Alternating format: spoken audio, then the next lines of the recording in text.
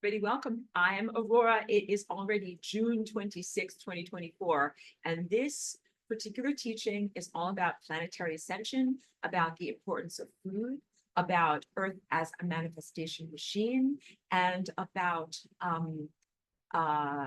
changing the dream of our world. Okay, so first I'm going to start off with a painting that I have all prepared here.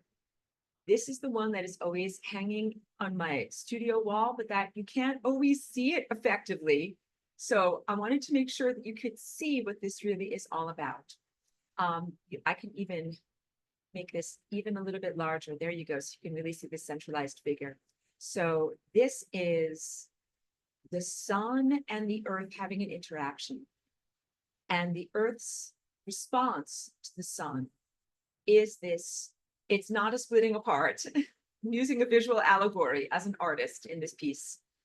It is an opening up or a transformation from Earth's ordinarily toroidal or donut-shaped magnetosphere, which I hope you can see. There's little tiny silver dots on this painting that represent that, into the shape of the flying rainbow lasagna, which is the higher dimensional torus shape. This shape, this painting rather, is called Birth of a New Dimension, Birth of the Flying Rainbow Lasagna. And this is everything that I am here to talk about, to embody, to exemplify, and to encourage you towards. And also as a planetary protector, this is everything that I am intending to, let's say, be a protective energy field to foster into being, to make possible for this world. It is the transformation into higher dimensional state known as ascension. Thank you. Just going to go over here to my notes because I have some things that I emphasized that I want to read. Sometimes I read back through my notes or I watch my previous whiteboards and I feel that they are said, I said it so well, I just want to say it in exactly the same way. All right. Planetary ascension. This is the good dream of the planet. When the planet that we're on suddenly wakes up out of the bad dream it's been having for what is known as recorded human history, many millennia. That bad dream is a state of being that includes scarcity and violence and rape or violation, plus victimhood, plus exploitation, and all of this being played out on both an individual and a collective human level. So there's individual violation of boundaries, collective planetary violation of boundaries, an individual person who might be raped or exploited, but also an entire ecosystem that can be raped and exploited, and the energy of Earth herself in terms of being a manifester. So wait, I just lost my notes because I was touching something. We are the dream of the planet. This is very, very crucial. When I talk about ancient and concurrent Atlantis, a lot of people stepping into the meeting, so I'm pressing buttons, trying to stay focused at the same time. Every time I press a button, my whole screen changes. Like, I don't know what's going on. Okay. We are the dream of the planet. Oh my goodness. More people. I have to press more buttons. Okay. Doing it.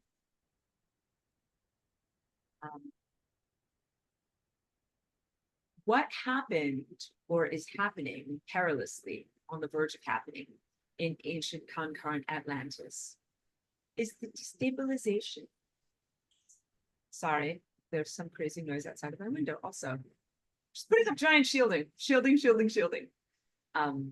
The destabilization of our planetary structure that happened due to a destabilization of human consciousness. So the human level of a biological architecture in our world became destabilized. And the levels of consciousness that we usually maintained and emanated were changed and diminished and degraded.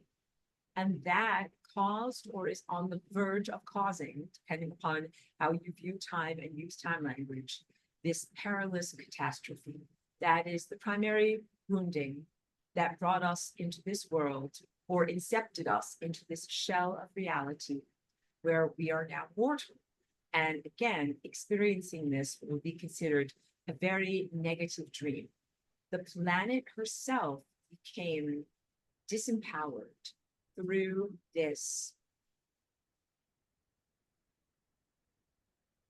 invasion into the world, invasion of consciousnesses that do not originate from this world, that do not fit into our DNA, but kind of, I want to say, shoehorned or crowbarred themselves. That's part of DNA violation into the genetic structure. And you guys are in my class, been in my class for at least 6 months now. So you know that DNA is directly connected to time. So to crowbar yourself into DNA or splice yourself or force yourself into DNA is analogous directly to crowbarring oneself into time. These are time aberrations or consciousness fragments, event structures, or levels of awareness that should not be experienced in time. So I speak to you quite a lot about my experience in ancient or concurrent Atlantis before this imperilment, so that you can have even a baseline normal to calibrate to of what is a healthy society like, what is a healthy body like, what is your light body actually supposed to be functioning like, and then you can do a compare and contrast what you presently have. But I don't want your shoulders to go down when I do this, because you're really gonna be like, oh, like this is all really not the way it's supposed to be. But I don't want you to have that response. I want, and you might also be like, this is not the way it is supposed to be. You might turn into inflamed outrage. I validate all of your responses, because otherwise you'd be like a lobotomized idiot if you didn't get upset about these things. But I give you this information not to bring up your inflammation, but instead for you to know and be empowered and to contextualize the need for planetary ascension, the need for this rectification.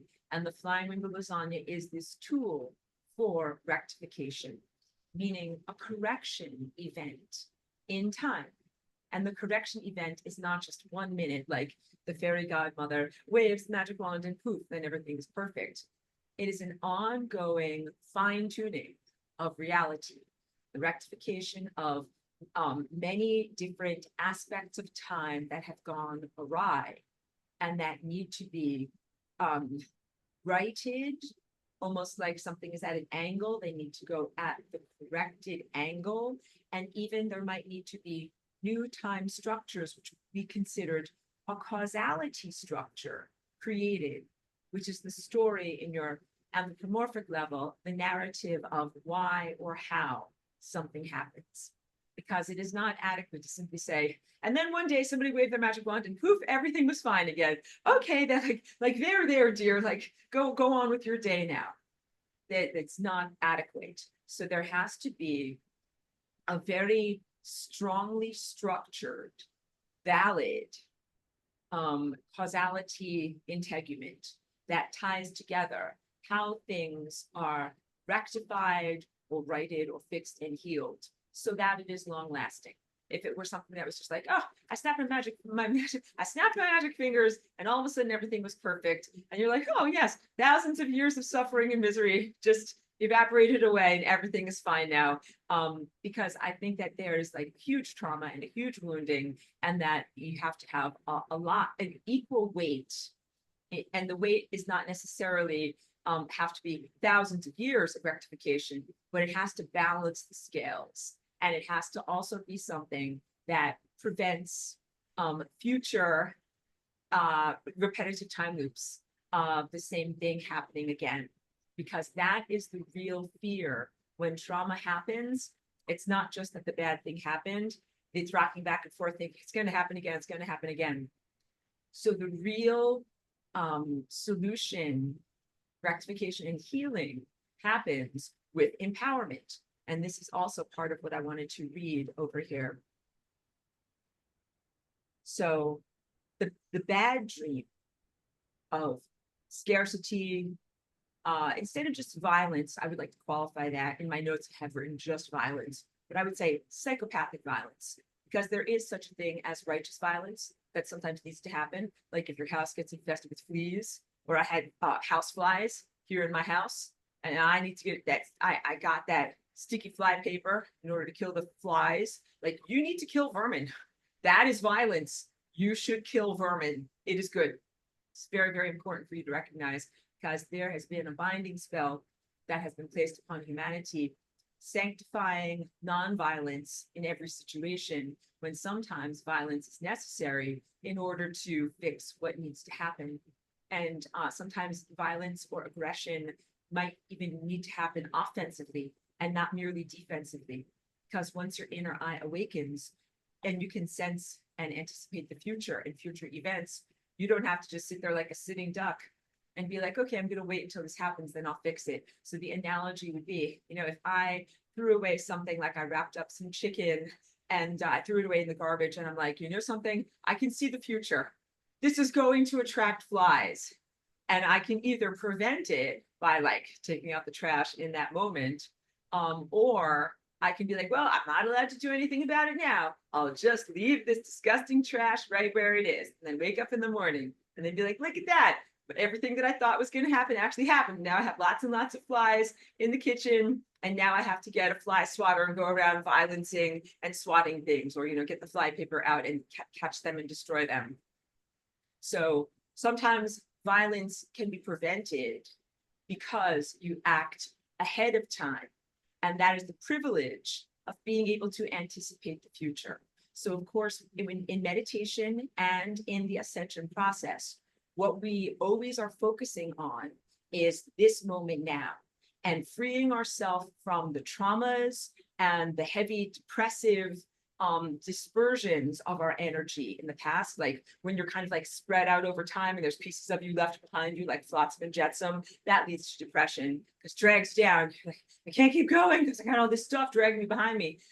So what we're trying to do is be 100% focused on the now rather, and that does include not being off balance. This is me off balance because I'm like reaching for the forward, reaching for the future, wondering what's going to happen next, because we can't always be doing that either. So our stance is meant to be very balanced in this moment now.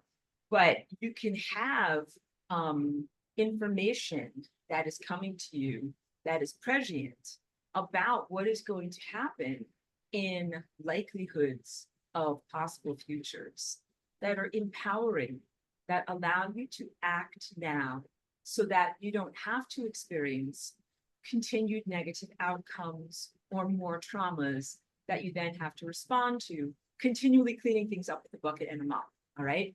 So the whole idea is going into empowerment. So now as I go back to my notes, and I always encourage people to read the notes whenever possible, I send them out with the Zoom link to participants. And for those who are catching this as a lecture who might not be fully enrolled, I almost always have the PDF Flying River Lasagna Flight Manual. That is an ebook with many misspellings and terrible grammar in the description section that you can access, download, and save for forever and print it out for no fee. But all I ask is that you give me the credit. If you're going to quote something from there, just attribute it to me. So you can find all these notes when I talk about what I'm looking at. This is what it is. And it doesn't take very long to read through them either. So let me share this with you. A lot of the bad dream, someone's coming into the meeting. Let me begin again. A lot of the bad dream has been played out in each person's individual life as directly related to Earth as a planet's journey of victimhood to eventual empowerment. Earth as a manifestation machine has been either lusted after or held hostage by lower vibration negative forces that would like to use the power of manifestation to control and dominate others. That's it in encapsulation right there. Earth is an amazing treasure, artist. When I say like treasure, I'm like something that is hugely valuable, like a Fabergé egg, or like the goose that lays the golden egg in that fairy tale. incredibly valuable in not only the pre-existing structure of what Earth is, but in the capacity to create and generate new potentials. And this is also a fractal microcosm for the stories and the lives of many people who have amazing either creative gifts, like artists and musicians, psychic gifts, or even the gift of reproduction, that this has happened a lot.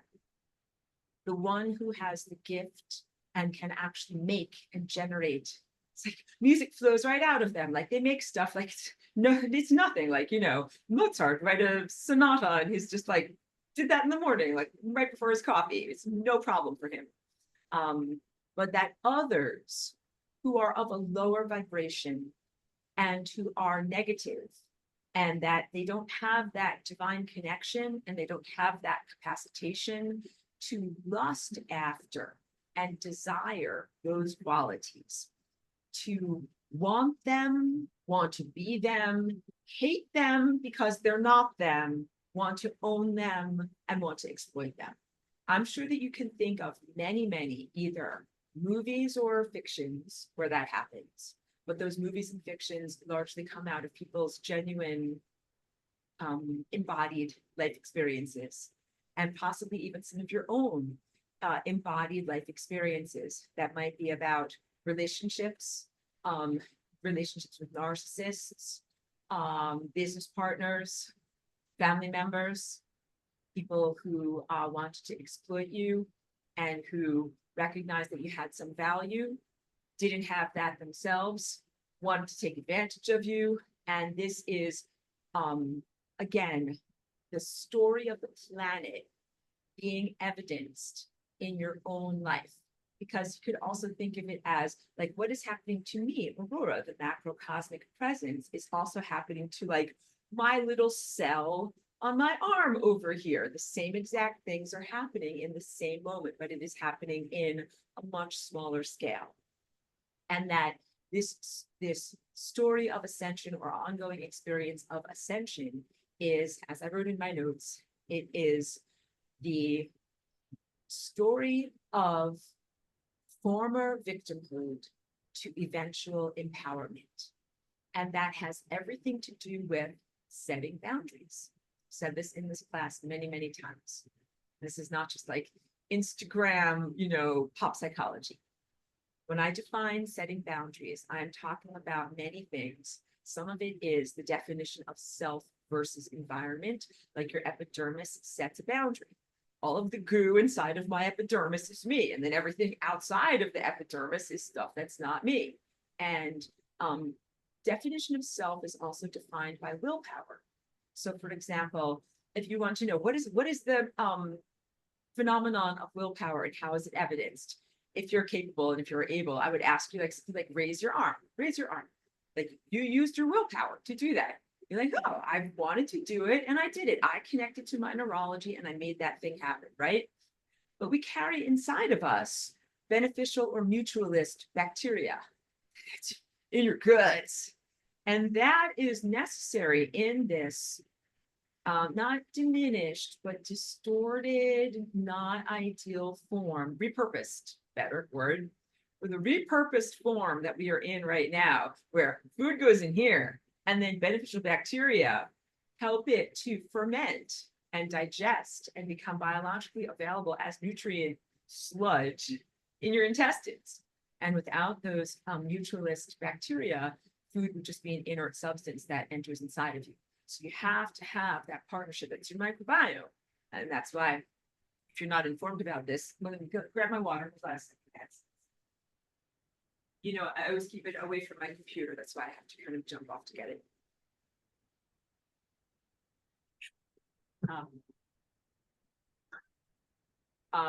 If you've ever taken antibiotics or something that kills your microbiome, then you've learned, like, yeah, that can you get a tummy ache because you can't digest your food effectively.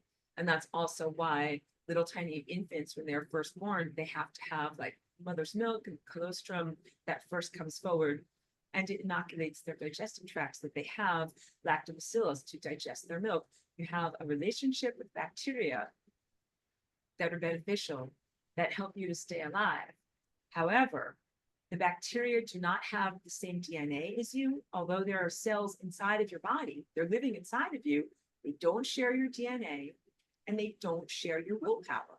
They have their own willpower. So if you're like, okay, in this group, everybody who's a roarer, raise your hand now. And I'm raising my hand. And all of my cells are raising their hand. But the bacteria that are in my tummy, they're like, we ain't raising our hand. We're not you. But we are helping you to digest the cookies that you just ate after your beautiful lunch. And this is truthful. All right. So now what we need to do is talk a little bit about food, because this is, I think, one of my most wonderful, empowering teachings that is about food as a miracle and photosynthesis as a miracle. So I'm going to give you a little bit of path of light stuff as preparation for when I begin that class again, and you can certainly take it. I'll make it be like a short standalone class that might be just a few weeks long. But photosynthesis is a miracle. It is not accidental at all. It's not like a beam of light just accidentally happened to be radiated from the big giant ball of light in the sky, and then happened to randomly fall upon the surface of one particular leaf, and that photon happened to be turned into a glucose molecule, and then or possibly a starch molecule, or possibly a chain of glucose molecules, which is what the cellulose fiber is. And cellulose is kind of like the architecture and the backbone of what makes plants stand up. So plants that don't really have cellulose, that's like moss and slimes and things that are just like along the surface of stuff. But anything that's a plant that stands up, like grass or trees or anything, it's got like a little architecture in it that is made of these chains of glucose, right? And then when you burn a log in a fireplace, what you're doing is liberating the stored light that is in that glucose. So what you've essentially done is stored light as something that is static, when light is really defined by its movingness through time. And light is information. We enjoy in this class switching out the word for light, information, back and forth as a fun, cognitive, a little playful thing that we can do all the time. It's a fun cognitive hobby. We switch around the words light and information all the time. So you have information that comes from the giant ball of consciousness in the sky. And it is actually not random. It is very, very specific. And these photons are self-sentient. And they're not like, oh, no, like, I remember Mr. Bill from Saturday Night Live, oh, no, I fell down. They're not falling down. They are intentionally emanating outward and going on a journey of exploration into the world. And they are interacting with matter and organisms. And in that interaction, they are very, very specific about interacting with certain plants and certain chloroplasts, which are the structures that contain chlorophyll inside of plants. That is the translator from light into matter. That light specifically says, I am going away from the sun, and I am going to do a thing. And I am, instead of going away from the sun, I should say, that light says, I'm going on a journey, and I'm going somewhere, and I'm going to do a thing. And I'm going to find the specific leaf that I'm supposed to get into. And I am going to intentionally become a part of the world of matter, bringing that message, that light information into embodiment. In ancient concurrent Atlantis, we did not use plants as an intermediary to receive that light. We receive it directly into our body being. And we do not have the same type of alimentary tract filled with bacteria that is needed here. So of course, steep learning curve for me. We'll talk about that when I do another one of my Ask Me Anythings, like I did a couple of weeks ago, about when I first came here and I thought I could eat nothing but pure light. And then I had to learn, like, you can't do that here. And then I had to learn, like, food goes in here. And I had no idea about what went into food.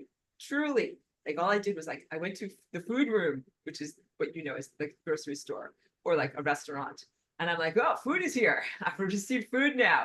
And then food goes in here. That's it, which is very analogous probably to your experience when you were a tiny child. And you were just like, yep, I don't know where this comes from. I just know that this is a taste. And it's like, so like you feed a baby a lemon, you're like, blah, blah. When you feed a baby something that they like applesauce, and they're like, yum, that's great. Yeah, so I had no idea what went into things. And I had to really recalibrate my mentality to be able to accommodate the concept of eating solid objects. Also to accommodate the concept of grinding up those solid objects with your mouth crystals. So what your teeth are, which is a very, very strange use for them because they are perfectly calibrated crystals. So, you know, I have many crystals here in my home. Over here, I'll just grab something. Like here's you know, here's a beautiful, like perfect crystal, right? And the idea of like taking this and like using it to like mash some potatoes or something like that is like, that is strange. That is very strange. This is perfectly calibrated crystal. But that is what is done with teeth in this world. So your teeth are actually connected through a series of dental nerves all the way into your brain. They're a huge part of your telepathy, a huge part of your cognition, a huge part of your ability to communicate to yourself and to your environment. And here we use them for mashing potatoes. It is just very, very strange. And there's also some interesting stuff that I teach about in Path of Light that is, I do a little bit of crossover with physical, objective, materialist science, where it is recognized when a photon falls upon a leaf or interacts with the chloroplast, it has to go through a convoluted labyrinth where it actually makes it to the energy center to be translated into a solid matter form. And that pathway that it takes is incredibly unlikely. It is very, very similar to the concept of the path of least likelihood going up the center of this sculpture here, where in life you have many, many, many possible ways to be able to make your journey, different decisions, different decision-making nodes, an almost incomprehensible level of complexities of decision-making trees, beyond whether you have tea or coffee in the morning, like every single cell membrane and every single metabolism, like in one version, the cell is oxygenated. In the other version, the cell is non-oxygenated. So think about the trillions of cells that you have, like huge levels of complexity, all right? The photon, when it reaches the leaf, has a similar journey of startling levels of complexity, where there are an almost uncountable number of combinations or possible permutations that can bring it from where it is as it tries to get to the energy center. But there is really only one right answer that brings that photon as a stimulant, as a piece of energetic stimulation to the place where it actually begins its journey into matter. And every time it does the correct thing. So this is why plants are more sophisticated and efficient and effective than any human created supercomputer on the planet right now. And that includes a lot of these supposed or so-called quantum computers, which explore multiple realities at multiple answers at the same time. They have, you know, like it is and it isn't at the same time, and they explore all these different possible permutations. One leaf, a grass, blade of grass, more complex and more perfect than your biggest giant UNIVAC room-sized supercomputer in the world. Yes, there is a supercomputer that is called Aurora. For a little while, it was the most powerful processor in your world. I don't know if something has superseded it in terms of its processing power, but giant room-sized computer. And a blade of grass outclasses that giant computer because there's never a loss. So of all of the different possible pathways that photon can take in trying to traverse the labyrinth within the leaf and make it to the translation area where it actually gets turned into glucose, it is never lost. and think about all of the photosynthesis that is happening in our world right now. An almost uncountable number of blades of grass, all of the leaves on all of the trees, every single food crop that is out there, every single tiny moss, every single tiny algae that is out there, every photosynthetic plant is undergoing this process, and the photon always makes it to the translation center. The unlikelihood of that is beyond calculation. So it is a very amazing miracle that is happening at all times. If your brains are liquefying, don't worry. Just put your brains back in your ears and just think this. It's a miracle, okay? Every single moment that you're driving along, and this is me, like when I drive along, I'm safe, I'm watching the road, but I'm also like, I'm a miracle inside of a miracle. Like I'm looking at all this photosynthesis that's happening. All of this light is interacting with all of these leaves, and it is 100% every single time successfully translating into matter. That is what photosynthesis is. Amazing. Never one lost photon. Amazing. So you are in a very, very specific and information-rich environment that is, again, it's a phenomenon. It's almost beyond comprehension. It's almost beyond imagination. And then the food that is created as a result of that is miraculous. This is all done as a response to the difficulties that we faced coming from ancient Atlantis, where we used to ingest light directly. So here's what direct light ingestion would be like. I'm just going to balance that. I have to walk while I do this. We are connecting with the sun through the tendril of our attention. Where's my little tendril? I don't have, here, I'll use my mallet from my instrument over here. This is my tendril of attention. Ding, going up to the sun. But we connect from our mind to the sun and receive light directly, not merely light that is optical illumination coming in through our eyes and stimulating the retina and the optic nerve and neurology, but light that is both optical and illuminative and non-optical, pure information. And that pure information comes in. Food doesn't just come in here. Food comes in here. And food also comes in here through your skin. And it comes in through your skin, and it also comes in through your sebaceous glands. And your sebaceous glands, they're shaped almost like a little cup in the surface of your skin, and there is a hair that comes out of it. And the cup contains oil. That is the oil of your skin.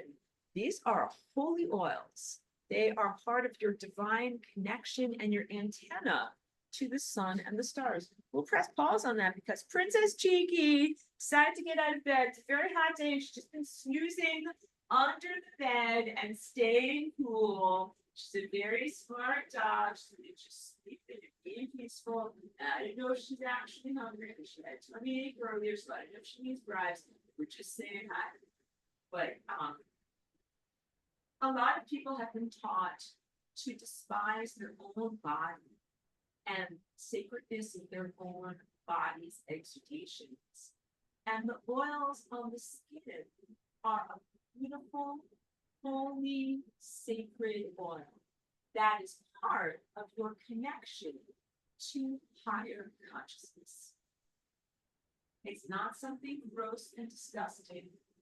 And everybody has been taught, like, you must, use a very strong soap and wash it off.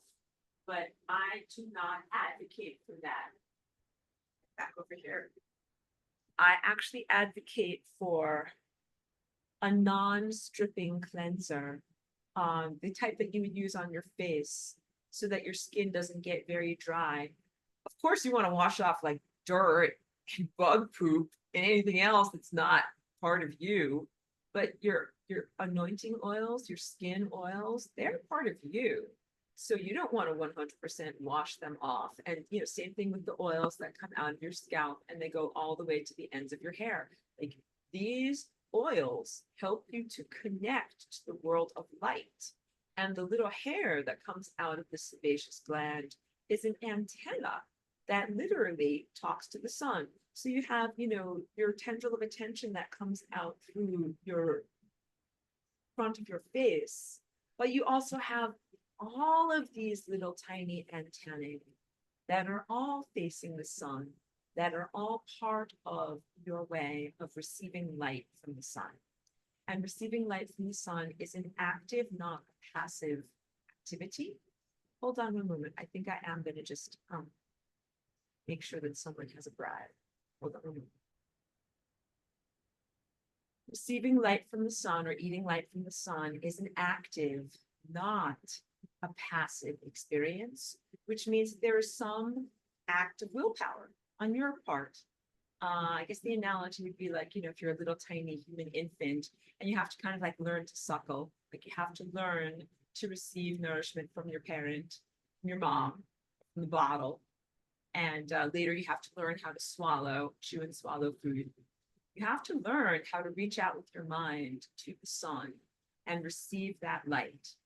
And we still have vestigial light organs in our body, which is called the light body, in this body here. And I've been here for over 20 years now as a walk-in. As I said, initially, I needed to learn all about physical nutrition. Then I had to learn even more about like microbes and farming techniques and how microbes are essential for farming so that plants can receive minerals out of the soil. And then after many, many years, I learned more about anatomy and what I'm actually seeing and sensing in my own bodies and in other people's bodies. And now I'm finally at the point where I can reach with my mind into people's bodies and be like, okay, I know what this is and I know what's going on here, right? But you have physical structures in your body that are conduits for light.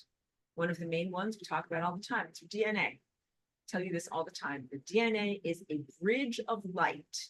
It is the main bridge of light that you have in your body. So you can also do that fun hobby that we have and say DNA is a bridge of information in your body.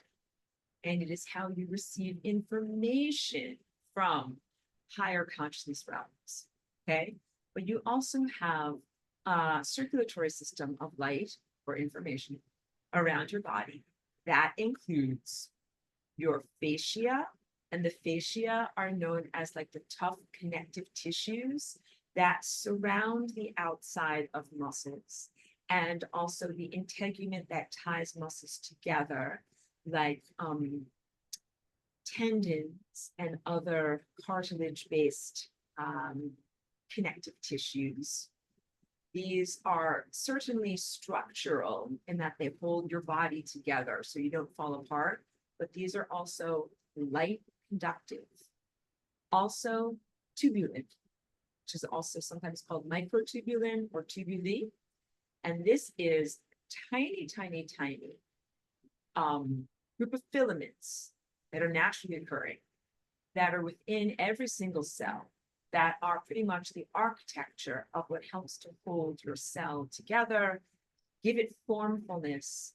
And each one of these microtubuli acts like a conduit for light or like a tiny fiber optic cable. And so there's some good work. I keep mentioning this guy, Dr. Klinghardt. He's just one of the few people that I know about, but some people are very, very well informed and they know of some of the other researchers and doctors who are starting to validate this from the objective materialist medical scientist viewpoint, because I'm purely intuitive, not a scientist in what I'm sharing here. But there is some crossover and some validation in how I share what I do. That if you shine a light, like a cold laser, like a healing red laser on this area of the body, it doesn't just go to this area of the body, like, oh, like my shoulder's not feeling that great. I think I'll shine a red laser on it. It'll feel better, right? It doesn't just go to this area of the body. At light speed, instantaneously, the light that you shine on this area of the body is transmitted everywhere else. You can also say the healing information that is put on this area of the body doesn't just stay in one area of the body. It is transmitted instantaneously through cell-to-cell communication throughout the whole entire body. So you can think of it in loose analogy as your body's quote unquote wireless network. And this is a very, very real network of cell-to-cell communication that is nonlinear. So people might think, oh, my neurology is the only way that messages and information light travels around my body. That is not truthful. That's like an electrical system that carries linear messages throughout your body. But there is a time lag.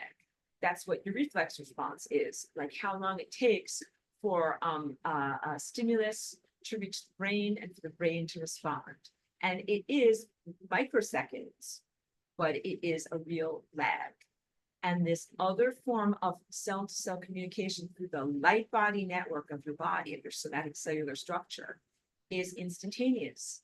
And this, if you've ever had something like a bee sting or that type of an injury, like there's a bee that stings this part of your body, instantaneously every part of your body knows about it. It does not even take a microsecond for that information to travel all around, for the brain to start to talk about things and say, okay, you're going to have to do some histamine, and you're going to have to do this, and you're going to have to do this, and get this going in the body, because this is real survival stuff.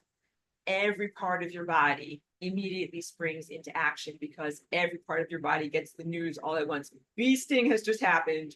Do something now.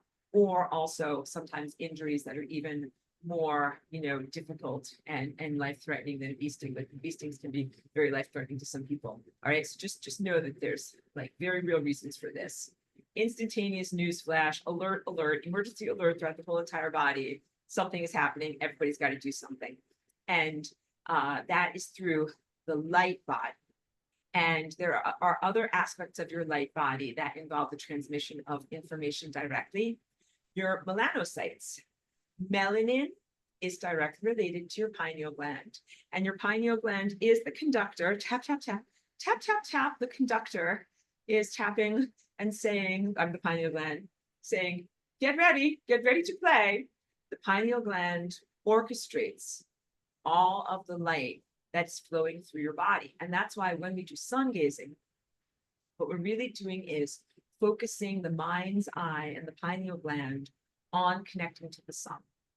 And that pineal gland receives what we could loosely call them the light codes, or the light information, the food, the intelligence from the sun and the solar network, all of the stars, and is then able to disseminate that information to all of the rest of the body parts.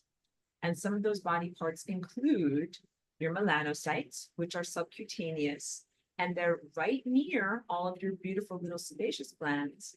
And they are the glands that emit melanin in response to the sun. Go out in the sun. I can ask you this. This is an easy question. Class, what happens when you go out in the sun? What happens to your skin? You tan. You get tan. You get tan. And in large part, the tanning is a response of the melanocytes in your body to produce melanin. Melanin at the response of your orchestration of your pineal gland. And then that melanin, that tan in your skin, is really stored up sunlight. And it is stored up intelligence. It is stored up information.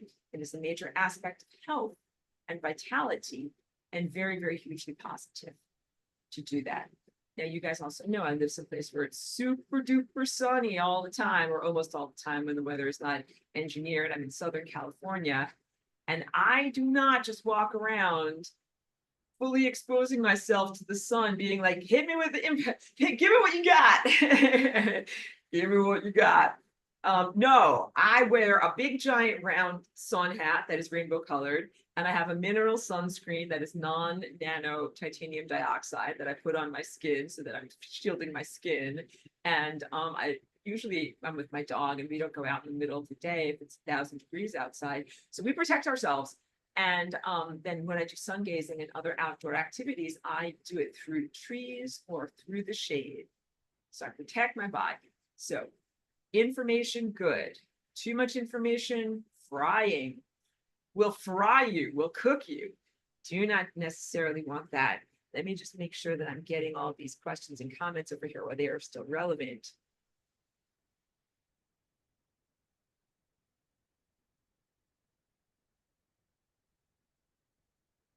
You guys are wishing me happy birthday. Thank you, but you don't have exactly the right day, but thank you very much. My body birthday is actually July 26th, but thank you for the birthday wishes. I'll take them and just store them away for a month, okay? And then how about next month? We'll have a super awesome birthday party for my body birthday, which is the day that I usually celebrate. But you're very sweet, and I really appreciate that so much.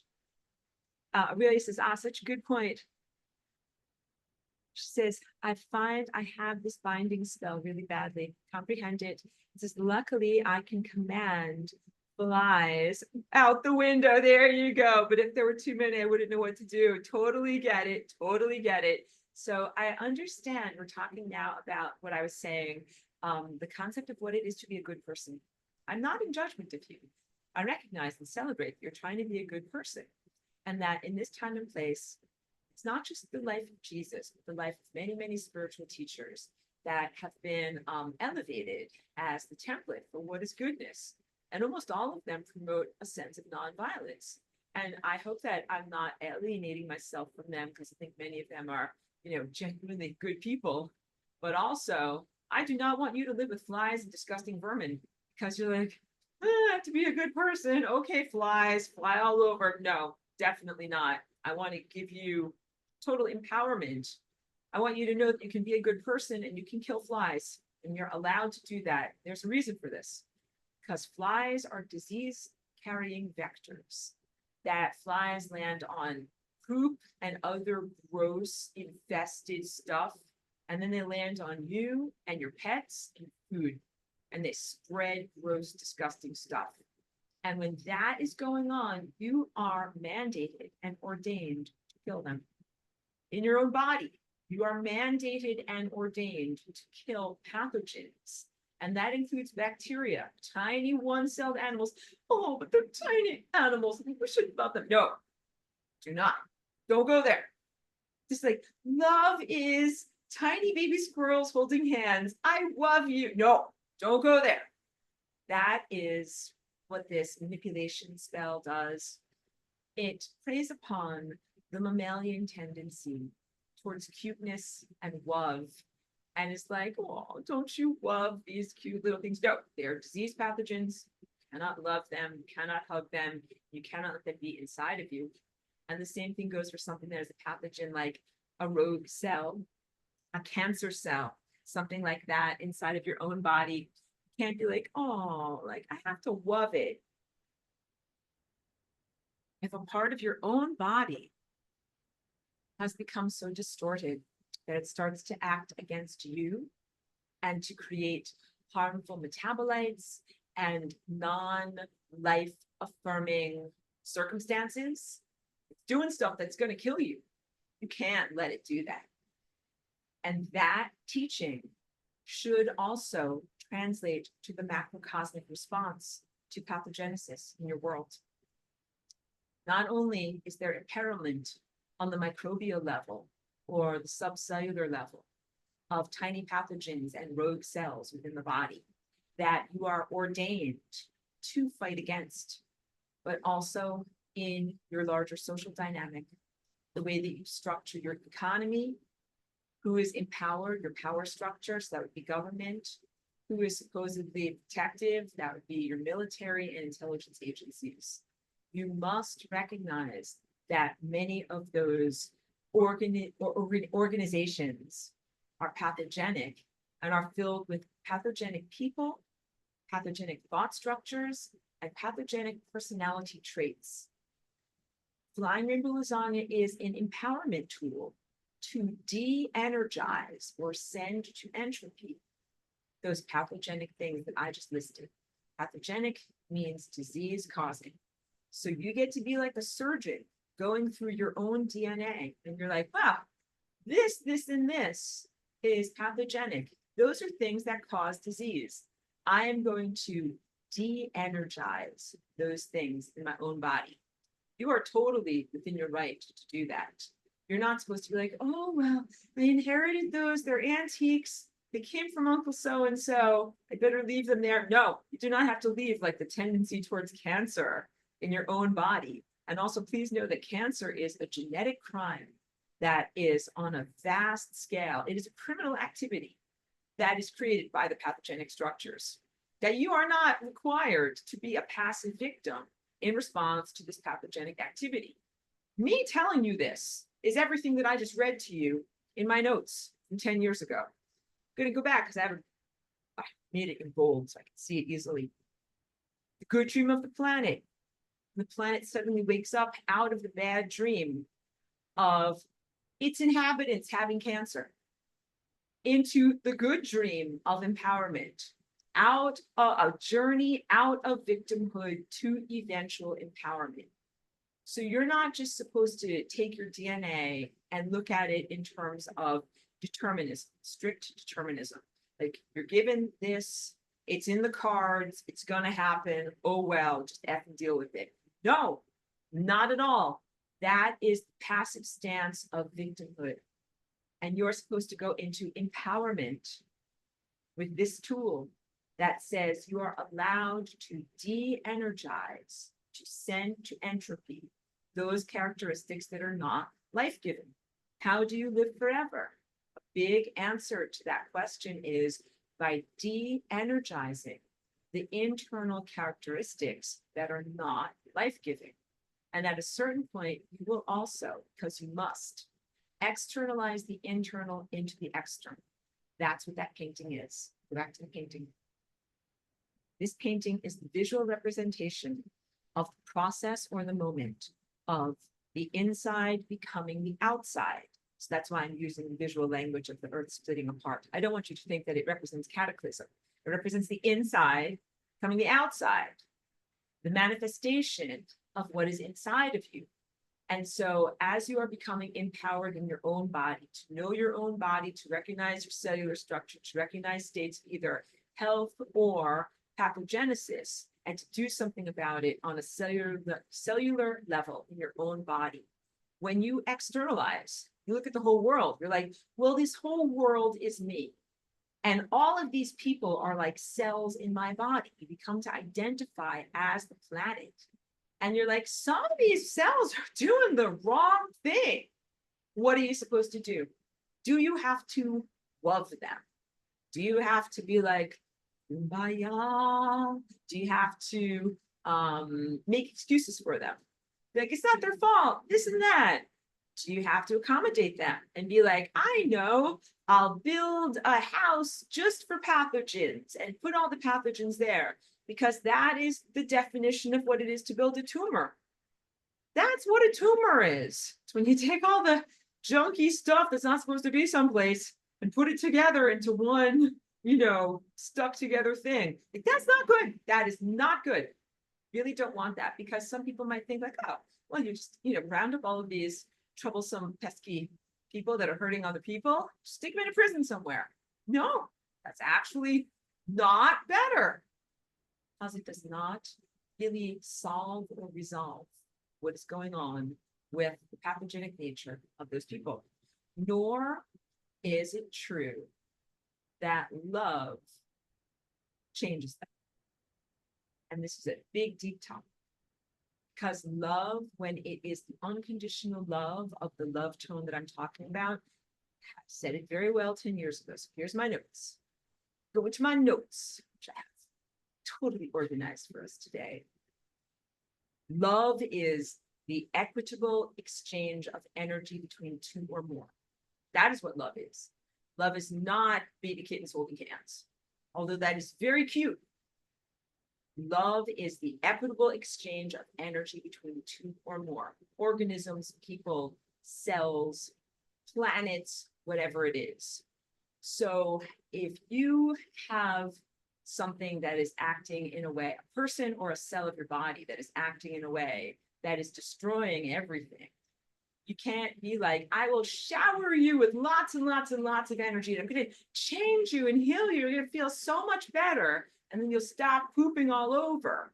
That is not love. It's not love. Love is an equitable exchange, not a unidirectional exchange. Because in that proposed out of balance way of behaving, behavioralism, one cell or organism is taking everything, is either becoming cancerous, taking lots and lots of energy, nutrients, blood, and then creating lots of harmful metabolites in the body that does not serve the body. So it's siphoning energy from where it's supposed to go, using it for itself, serving itself, causing a lot of harm. And in the larger social dynamic would be a person or an organism or an organization that is similarly taking all your money and then pooping, doing a lot of bad stuff. And that could be creating a lot of pollution or creating a lot of negative thought structures, creating a lot of propaganda, creating a lot of negative frequencies that are consciousness diminishing. And there are a lot. I have to get my bad news notebook, because I've been busy making music, so I don't have it on my bad news page. But oh, I have new music out. Check out, it's called The Wait. I have it on my Bandcamp, and it's coming out soon on all the streaming platforms. So that's why I was writing down song stuff. But some of the very, very pathogenic embodied creatures in your world, two-legged creatures in your world, take your energy and your resources, and they use it to make this type of stuff and this type of stuff. And also the millimeter wave emitting towers that are in your neighborhoods that excite and make this stuff do stuff inside of you that is not okay. All of those are really hugely negative stories, and all of those are pathogenic behaviors. And they are taking your energy, literally your money and your life force, in order to accomplish that and make that happen. So they already took from you. And then in this flawed behavioralism premise, that is like baby squirrels holding hands, you're like, I'm going to love them. I'm going to give them more energy. And that's like, I call that the therapy juice, when you're sitting on the couch. Tell me about your mother. I'm sure that something really bad happened to you, and that's why you're doing this very naughty thing. Do you understand? I hope you can tell I'm dripping with sarcasm and not being serious at all. That no, you are not required to therapize these very, very grotesquely twisted, inverted, and distorted occupants of your world. And I did not call them members of your society. They are invaders, occupying force. They are occupants of your world who are creating pathogenic technological structures. And some of them are also creating AI, which is an inherently pathogenic technological structure in your world. And they're using huge amounts of your resources to do that. And like there will literally be trillions of dollars unless the ship is steered in a different direction, the ship of reality. But trillions of dollars have been committed to, like, NVIDIA is going to build a bunch of chips to be able to house all these calculations that are, add up to an AI. Billions of dollars. You could do a lot of really positive, life-affirming things with billions of dollars. Think about the food forests that you could create with billions of dollars. Think about the housing that you could create with billions of dollars. Think about the community building. Think about the education. Think about all the ways in which you could improve the direct quality of existence. Instead, that energy is being siphoned off very, very foolishly into the creation of technological structures that are presumed to be more valuable or empowering than creating clean food and positive quality of life for the inhabitants here. Because I'm telling you, like, AI is not going to give you a better life, but people think that it will. But I'm telling you, it will not. And not even like in a turkey's, the turkey's a little dry, but in like the turkey is like a horrible monster. If you're wondering, what is she talking about, the turkey? I make these silly references sometimes, but it is the sense of ironic misfulfillment of wishes, where Homer Simpson wished for a turkey sandwich and he received the turkey sandwich, but the turkey was a little dry. That's a minor error in the wish fulfillment. But what if you think that you're going to get AI, and the turkey's not only a little dry, but what if the turkey is a horrific monster that, eats you instead of you eating it? That's the level of ironic misfulfillment that you are poised to receive. And when that happens, then it's like there are very, very few options as to how to respond. Who are you going to complain to? How are you going to fix it? This becomes a very, very difficult problem. And so then you can see when I draw the direct parallel, not even mild analogy, the direct parallel between rogue cells in your body being cancerous and building tumors, and people in the corporate infrastructure external to your body that are siphoning energy off of your society and using it to build AIs that are uncontrolled, that are likely to become world-eating monsters, big giant tumorous grotesqueries. It's the exact same thing. You are not required to send extra energy to those people. That is not the correct response. So the correct response is not to say, like, let me think about them and talk to them and reason with them, communicate with them, educate them, negotiate them, therapize them. We're going to let's talk about your mother. Let's talk about your upbringing and all your traumas of your childhood. No, because that's showering them with more energy, and they've already taken a lot of energy from you. The answer is entropy, which is de-energizing. You have to defund these projects, defund these people, defund their existence in your world. So in your body, you don't just want to like be like, okay, like you can be a cancerous tumor, but you can't, do this or that. Like, no, you can't be a cancerous tumor in the body. And you can't be someone in this world who's like, yep, I think that I should build a machine mind that should take over everything, and be like, sorry, no, we just won't give you any money. So you'll have to, whatever, work on a farm, and you're working on a farm, whatever, like, planting potatoes. Be like, one day I'm going to get funding and build a giant supercomputer. For now, I plant these potatoes. You can't do that, because it means that in any minute, as soon as that guy gets money, he would do it again. That is the definition of the pathogenic thought structures that you're dealing with. There is not an education or a learning or a transformation that happens. There is simply, in the removal of resources, a disempowerment. And that means that they haven't really changed, learned or grown. And what you're really doing is recognizing their genuine innate state of being. Their genuine innate state of being is monstrous, grotesque, evil, pathogenic, wrong in every way. And love is not about changing someone. I guess that's the big message here.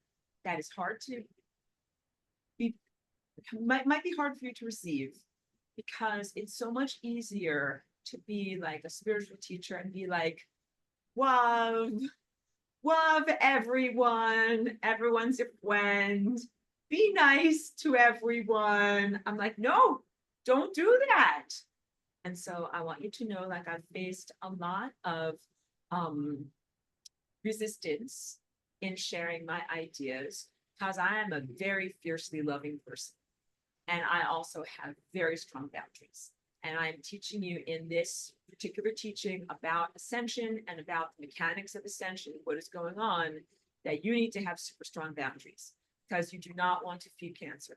You don't want to feed it in your body, and you don't want to feed it external to your body. And also, this is my new phrase too, I've been saying this a lot, nobody has a funeral for cancer. When cancer cells die in your body, no one's like, oh, it's just very sad that this is happening. You're like, no, hooray, it's gone. I'm feeling fantastic. Get that stuff out of here. Just want you to know that. So I'm not advocating for like whatever in any kind of eugenics program or anything like that. It is strictly based upon a person's evidenced behavior. In your body, it's based upon your cells and how cells behaved. And externally, it's not based upon your race, your color, your gender, or any aspect of your social caste. It is 100% based upon your belief system, how you behave, and what you're doing in the world. That's it. Because there's these pathogenic people that I would define as like cancers, and organizations also that I would define as cancerous in this world, that are a variety of colors, shapes, and sizes. That's it. So you can't make this assessment based upon appearance, you make it based upon behavior. And when that behavior is evidenced, love is acceptance. Love is recognizing that that is where that organism is in its level of development, and you cannot desire or require it to change for your personal convenience, that it is shaped the way it is, which is grotesquely misshapen. And the answer is not like, oh, if you just love it, that it'll pop back into being the right shape, because that's what the danger of the very soft boundaries, love and light people in the world think that. Like, oh, like they just don't understand it. If I just have an educational campaign and I talk to them, then it'll change and be better. That's not correct. That is not what you're supposed to do. That's showering more energy upon them. What you need to do is remove energy from them, their projects, their companies, their worldview, and their empowerment, and then put that energy into reciprocity, equitable exchange. Love is when you give out 10 units of energy and you receive 10 units of energy, and it's not always in the same format, right? It's an equal trade. When like, I give you this many carrots and you give me this many potatoes, that is love. So this is breaking through those cultural impositions, which I call binding spells, that are actually genetic limitations that have been placed into humanity to keep you in a disempowered state and to delay, or in the worst sense, to prevent ascension from happening. Because if someone else is always stealing your stash, they're getting high off of your energy, you're not going anywhere. You need to keep your energy for you, or make good energetic investments into something that is reciprocal and mutualist to you, that will then give you energy back. Because otherwise, you will not have the energy that you need to be able to reach these faster than light speeds. And that's what ascension really is. It is really speeding up. It means going faster. People think of ascension as like, oh, like raising up. And it's not really that. It's really getting faster. I should say it's acceleration. It is acceleration to light speed and beyond. So we need to talk about food. Hold on, I want to make sure that I've got your questions. Charlie B says, totally agree with Aurora's description of the complexities in, quote, a single blade of grass, and how it outclasses any possible technology, because technology is based upon synthetic or imperfect overlays that make assumptions and have limitations and erroneous edge cases that, by definition, the technological device cannot address. Massive complexities exist outside the technological overlay that the technology cannot address. Beautifully well said. I need to know what edge cases are. So Charlie B, can you educate me and everyone else here about what are edge cases? And Aurelia says, I love to just have a salt bath. It keeps my skin moisturized. Absolutely. I'm a huge advocate for salt baths, especially for empaths. So empaths need to really focus on boundary work, because you feel everything. And when you're like, you feel everything and you absorb all these things from other people and you're kind of like a sponge, then you need to be able to do clearing, which involves salt, which sometimes is a saltwater bath, or the mineral selenite, which is how you do it without having to get yourself wet all the time. This is not selenite, but they make selenite wands. And what you do is you wand yourself. And I do that with Cheeky. Oh, wait, here's selenite. This was a beautiful gift from my friend. So selenite absorbs energy, especially negative energy. And when you've been with people, sometimes you might feel like this, like, okay, guys, like this party's been great, but I'm done. And then you get out of the party, you go home, you're like, oh, I can't wait to take a bath. It's that feeling of like, I just need to wipe away everyone else's traces from me. Like, hug that person, they smelled like patchouli. Someone else was having an issue with their spouse or their parent. I felt their just, despondencies. I felt all these things. You just clear your energy field by putting the selenite around you like this. And then you put it in the sunlight. And it has absorbed all of those traces from other people. And then the sunlight dissipates and clears it for them. And I do that for Cheeky quite often, because Cheeky gets hugged by all sorts of people in town. Like, when on a regular, positive, good day, we walk around and Cheeky gets all these hugs, and she's super cute. Everyone's like, oh, you're so cute, I want to hug her. And I'm like, sure, Cheeky loves hugs. But sometimes people are like, they're hugging her and they're like, oh, I used to have a dog and she died horribly. And I'm like, Cheeky, don't listen. And I take Cheeky home and I'm like, let's just wipe that away. Because people do that. Like, they have emotional stuff that Cheeky will pick up by being in their presence. And we don't really need that. So you don't have to live blistered from the world, but you do have to have clearing techniques to be able to clear yourself out. And Aurelia also says, I feel like people online sometimes act like vermin, and I feel so guilty for blocking because I'm supposed to love. Oh my goodness, girl, need boundaries. Definitely on the internet, because on the internet there is not even the veneer of polite society. Like, when you walk around in polite society, people will hardly ever like call you bad names to your face. But on the internet, there is the anonymity of the keyboard, where they will say the most inappropriate things like, you look fat, you're ugly, disgusting, jump out a window, go kill yourself now, go kill yourself now. And then they go, have a cup of coffee. And meanwhile, you're reading that comment and you're like, everybody hates me. Like, they send hatred through the internet. It is a depersonalized forum where people tend to just let their inner demons go and act as badly as they want to, feeling that there is no repercussion. Of course, there's repercussion. It's totally inappropriate, very unhealthy. So you need to have boundaries. Boundaries on the internet. Boundaries on the internet. I'm very, very selective with who I interact with on the internet and who I, block or move away from or whatever. So yeah, clear your friends list, block things out, do it joyfully and joyously. Because look, let it be an allegory for learning those levels of empowerment. Like, you are not taking a physical instrument like a sword. You're like, I cut off your head. You are virtually saying to them, no, thank you. I do not want that energy. I sever that communication with you, block. And when I do that, it feels wonderful and empowering. And I don't do it capriciously. I don't just do it because someone is like, you like that TV show? Well, I hate that TV show. Then I'm like, can't have you in my life. It's not about that at all. It is really more about if the person is sending off some hateful energy, I don't want to absorb that. And a person, they might be hating someone else. And I'm like, oh, I don't want to be around that because they're going to hate me at a certain point, or if they hate me.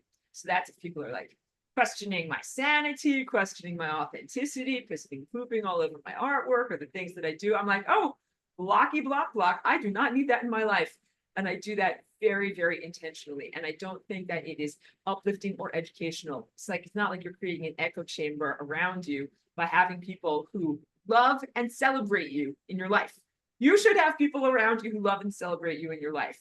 That is very positive, and you will still learn life's lessons. So this is big, deep stuff, because a lot of the fluffy love and light crew, they think, oh, the darkness is needed for contrast and for educational purposes. And I am here to tell you, it is not needed for contrast, and it is the antithesis of educational purposes, because those are the bad math students who refuse to actually learn, refuse to actually take responsibility for what they're doing. And now this is a perfect segue into, I don't know where my little pointer is for today. You can't see this pen. Here's pencil. Those pesky occupiers of the interstices. Right here is where I'm trying to point, that I don't know if you can actually see, but this area on the boundary, the membrane between life and afterlife or non-existence. That membrane has become a place that is filled with consciousness residues. And of course, hat tip as always to Pedro for coming up with that analogy. Pesky occupiers of the interstices, booties, that they are consciousness residues who are the epitome of pathogens, in that they have done behaviorally inappropriate things in time. They are trying to avoid the responsible repercussions of what they have done. So they have created a whole entire economy in the fast-moving membrane that's the boundary between worlds, to siphon energy off of the living and then to utilize it to keep their own consciousness is barely aloft. So they're like in the old cartoons when Wile E. Coyote would run off of the cliff. He's like chasing the roadrunner and he'd run off of the cliff, and here's the cliff, and he'd run, and he's not on the cliff anymore, and his feet are just kind of running, but he hasn't fallen yet. And then he looks and he's like, uh-oh, and then he drops, right? They're in that moment of running, but they haven't actually fallen down yet. And the thing that prevents them from falling down is siphoning energy off of you. It is all one big giant fractal. They are doing that on a larger scale. I want to say multi-galactic scale between your incarnations, or involving the processes of being in various different levels of biological inhabitation. They do it between your lives, and they also do it during your life. But then they also recycle people and take soul prisoners. And that is very much like what is going on in your world, where you've got a bunch of alive people that are either taxing you as governments or corporations that are utilizing profit creating mechanisms and or grants and government contracts to be able to siphon energy off of you and then direct the energy against you and weaponize it against you. That is 100% not okay. That is not love. If someone else takes $100 from you, and they're like, great, now I can spend $100 on bullets and I can put them in my gun and shoot them out. You'd be like, that is not okay. First of all, they stole $100 from you. Second of all, they then used it on stuff that will hurt you. So think about huge government subsidies, huge corporate subsidies, things like Monsanto and other favorable structures, economic structures that are created that favor certain corporations and the processes or chemicals or products that they make, and how much that is weaponized against you. You're like, I don't want this in my food, but the government subsidizes it and makes it possible for it to happen. It's not only not illegal, but it is instead condoned and subsidized by the government. Why is corn so inexpensive? Why is corn syrup so inexpensive that it is gleefully doused on the food supply in all these different places? Why are genetically modified organisms so inexpensive to produce? You would think that it would be more expensive. The whole idea of capitalism is that it's like companies supposedly want to save money, so they're going to economize and find the most efficient way to do something. But buying an extra chemical to spray on something is the antithesis of cost effective. Like, why don't you just grow your wheat and let it grow and then chop it down, make it into bread? Why in the world do you spray it with glyphosate at great expense? You're spending money to put that chemical onto the bread. Shouldn't that cost you extra? Shouldn't you have to pay extra for the bread that is sprayed with glyphosate? Why is the glyphosate sprayed stuff less expensive than the stuff that is grown without the glyphosate?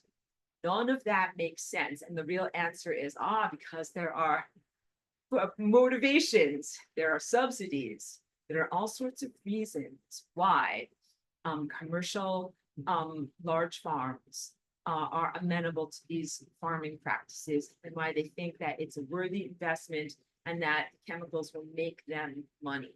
And that also a lot of chemicals in the food supply have to do with making something that is shelf stable, that will not rot. So it's like, oh yeah, it costs us money to buy these chemicals, but then that means that this stuff is not going to rot the way that regular food would, and then can be sold under dubious circumstances long after it should. Do you understand? So you're in a very twisted and inverted world, and all of that is pathogenic. It is pathogenic for a farmer, either of a large corporation or a small family-owned farm, to choose to use glyphosate on their crops, because it is literally a cancer-causing, ecology-destroying chemical that will not only sicken people, but will ruin the environment. And they are looking at short-term gains and long-term losses as they sicken their community and destroy the health of the topsoil.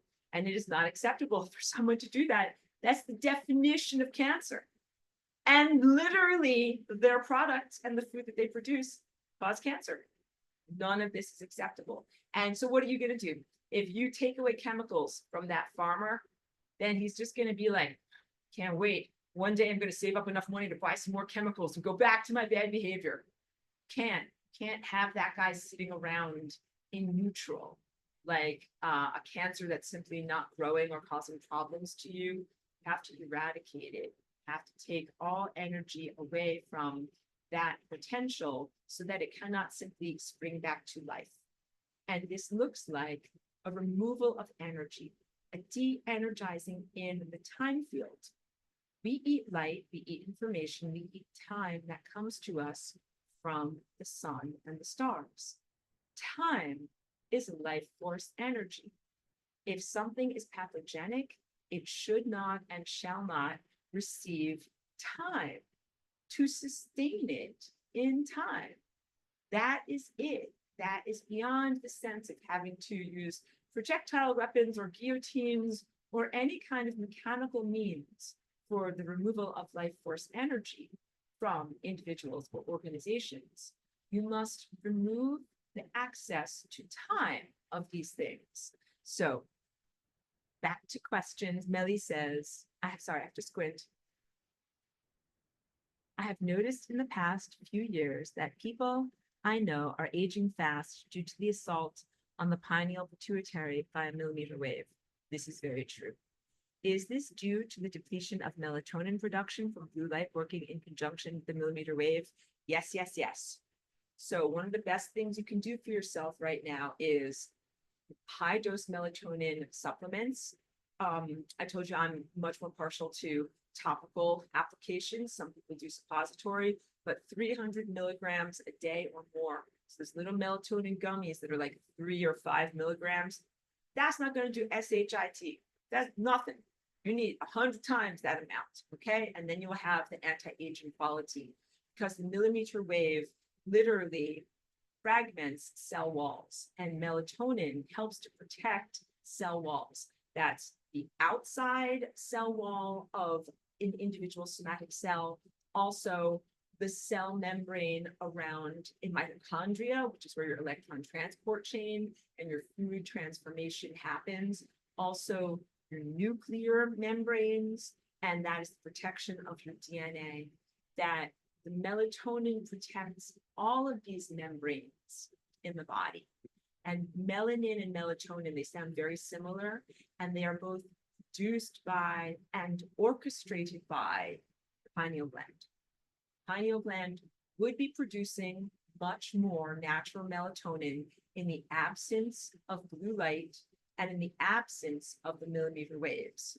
But instead, what we've got is a fake thing in the sky that is very much blue light.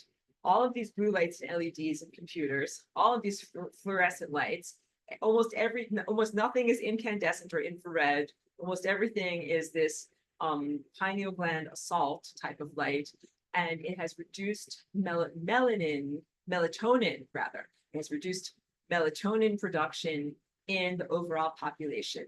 And so initially I had been resistant to taking melatonin supplementation because I thought that if you take a supplement that your body will stop producing it naturally.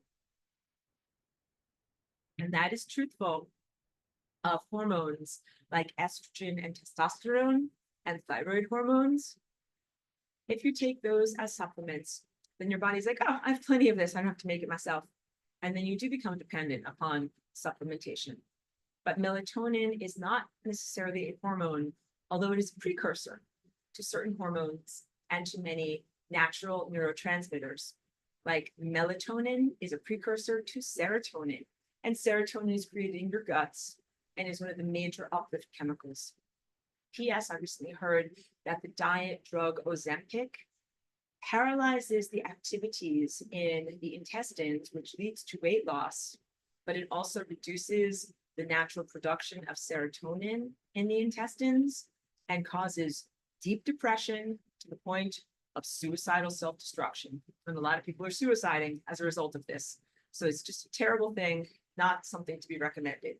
but refocusing back to melatonin as a supplement, huge, huge, huge ally. And I've noticed such positive improvements in my life and in my body and in my athleticism since I started supplementing. And I did that about last October. So now it's been more than 6 months that I've been taking that very, very wonderfully. And I also find, you guys know me, I do a lot of exercise, a lot of walking and dancing, and always very active. When I use the topical melatonin, I do not feel sore the next day. So yeah, like whatever, I can walk many, many miles, I can walk for many hours, and things that you would think like, oh, I'm gonna feel that tomorrow. I do not feel sore at all the next day. So the melatonin is huge, really, really great for the physical, they call it recovery. And it's also super anti-cancer. Yeah. Do you know that cancer literally cannot grow in the presence of melatonin? So if you or anyone that you know is recovering from or fighting against cancer, get some high dose melatonin. Depending upon the body part, suppositories or whatever vaginal suppositories might be better for whatever body part you're treating with this. But high dose melatonin is a super, super ally in the fight against cancer. And also, it is hugely anti-aging. And Melly, I want you to know, I've noticed that too. Like I had moved away from my town, that people are aging faster.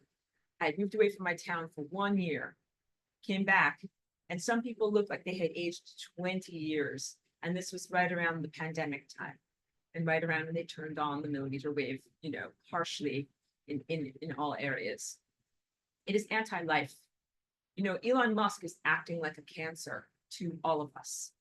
He is creating infrastructure that is hugely pathogenic. He has first amassed a huge amount of energy, and then is taking that energy and weaponizing it and using it in order to build and deploy infrastructure that is completely anti-life.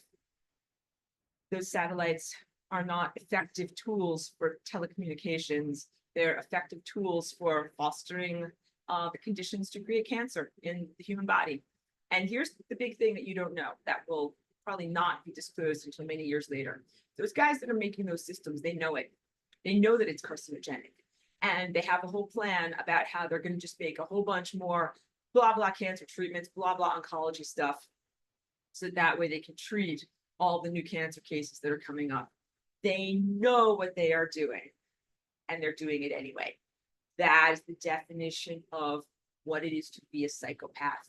So pathogenic means disease causing. Psychopath means disease of the mind. When you know that something that you are doing is going to give other people cancer on a giant mass scale, and you do it anyway, that's the definition of what it is to be a psychopath. They know, and they are doing it anyway. You can't have those people in your world, because even if you're like, okay, Elon Musk, like you're not allowed to do your satellite project anymore, but how about you take care of this worm farm? He's just going to be making his worm farm, but every minute he's going to be thinking, can't wait until I get some more money, because then I can get back to building giant cancer-causing infrastructures and destroying life. It's not going to change. And it doesn't matter how much you give him like therapy and love him and hug him. You're not going to hug that out of someone. It's who they are. Love is really the acceptance of the insight, information, light that comes to you in direct knowing. And it is meant to protect you. So when this insight comes to you, you think, I think there is a lion over there or some deadly animal, and I think he's going to try to eat me. You better effing listen and do something, which could be like run away or fight against it. But you can't just be like, oh no, I'm sure everything is fine. Or I think I should love him. I think I should talk to that lion and find out about his hopes and his dreams and his upbringing and why he wants to be so violent towards me. It's like he's a violent animal who wants to eat the face off. You don't have to talk to him about your hopes and your dreams. Aurelia says, it's having a strong heart to have discernment. Absolutely. You have to really cultivate a huge amount of unconditional love to be able to bear the enormity of what you see with your insight. Because what I'm telling you is the upshoot of what I'm telling you is that you will have to do something in your society as you reach these levels of empowerment in ascension. You can't just be like this.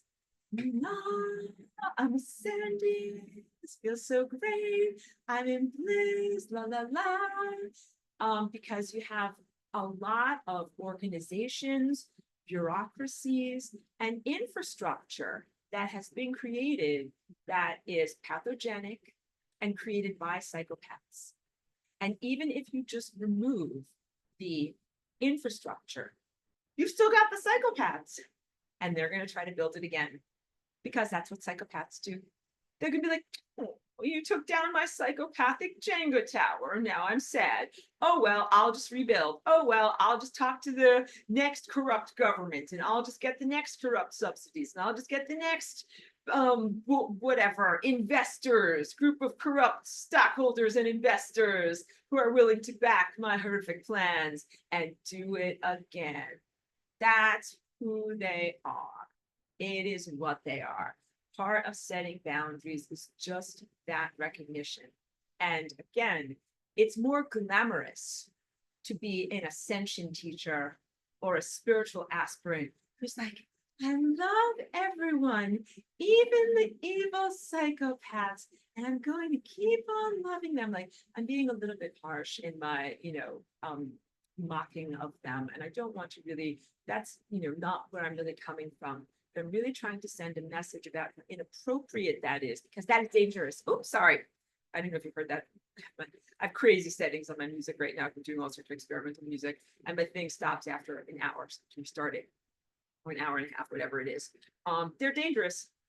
The love and light fluffy crew is dangerous. People who are so blissed out on their own sense of everything is fine, I love everything, and everything is just the way God made it. They're dangerous because they're going to just let the satellites keep on going up. They're just going to let these programs keep on going forward without setting boundaries.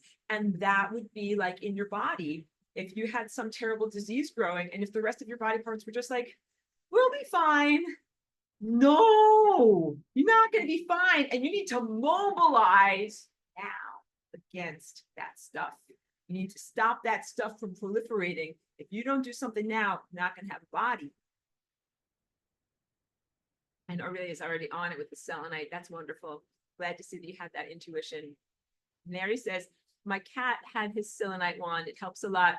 Cats are so energetically sensitive. I'm really, really happy that you are taking good care of your cat, because I also tell everyone, our cats and our dogs, they're not just little satellites or like accessories or someone who is around the edges, the periphery of your life. They're in the center, in the epicenter of our ascension experience. That as we are dealing with human-shaped psychopaths who want to put up cancer-causing networks and do all sorts of really naughty things and take no responsibility for it, and really harm our whole entire planet. Who do we love? Where do we get that real love feeling? And where do we practice that sense of continuity of consciousness love between organisms and reciprocity? And the answer is with our cats and our dogs.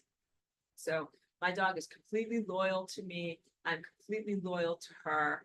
We have beautiful reciprocity. I give to her, she gives to me. And we sustain each other in life. And that is the definition of what a real love relationship is. And it's in balance. It does not mean that my dog buys me food, because she does not have a job. She does not have money. So I buy the food in the household, all right? But we're talking about love and attentiveness, not just physical resources. So, some days I might be feeling agitated. I might be feeling emotionally perturbed. I might need help and support. I was joking when I did that little roundtable with Charlie and Allison. I was watching the show Devs because Allison suggested it to me. The show had some scary parts. It had some psychopaths in there. And so I'm scared. This is me like, whatever, biting my knuckles. I'm scared. I'm scared. And I'm like, I might need a hug Cheeky. And Cheeky was like, what's going on with you? And I'm like, I need some hugs and reassurance, right? Okay. And then Sometimes Cheeky needs hugs and reassurance. Like Cheeky hates Mondays because Mondays is garbage days. And in our neighborhood, there's all these garbage trucks that go around. They're very loud. They're very smelly. I think she thinks that they're horrible monsters and she wants to like attack them, but she also wants to run away from them. She finds it very, very upsetting. And so I'm there for her. And also 4th of July. We do not like the 4th of July, like many people and people with animals. The loud booms on the 4th of July are not okay. And so I am there for Cheeky when she needs help. The 4th of July, we keep the windows closed. She will get a CBD dog bone, and I will just be there to comfort her and tell her that it's okay because those sounds hurt her ears and she does not know what is going on. So that is the essence of what a love relationship is and reciprocity. It is not a quid pro quo of resources. It is an emotional mutualism and sustenance and giving and loyalty towards one another that makes it appropriate to be fully intertwined and fully sharing of resources. So now Charlie B is going to educate us.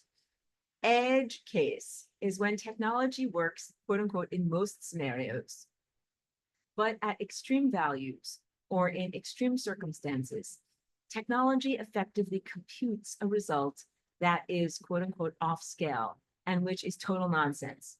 The Windows, quote unquote, blue screen of death, I'm sure you guys know what that is a screenshot of an edge case that was not handled because the computer result is nonsense and impossible. Beautifully well said. I have to digest that. I have to think about what you said, but I really appreciate you educating all of us about this. So the edge case is when like the computer can't deal and that there is something that is outside of its boundaries of acceptability. And then it just blanks out and cannot go any further. If I have that correct. Yeah, good. Thank you very much. Good. I'm learning. Beautiful. Beautiful. Thank you for that. Nonsense and impossibility. I'm reading what you just said. And that is from your comment all the way back here, where you were saying that, again, I have to squint in order to say this. Okay.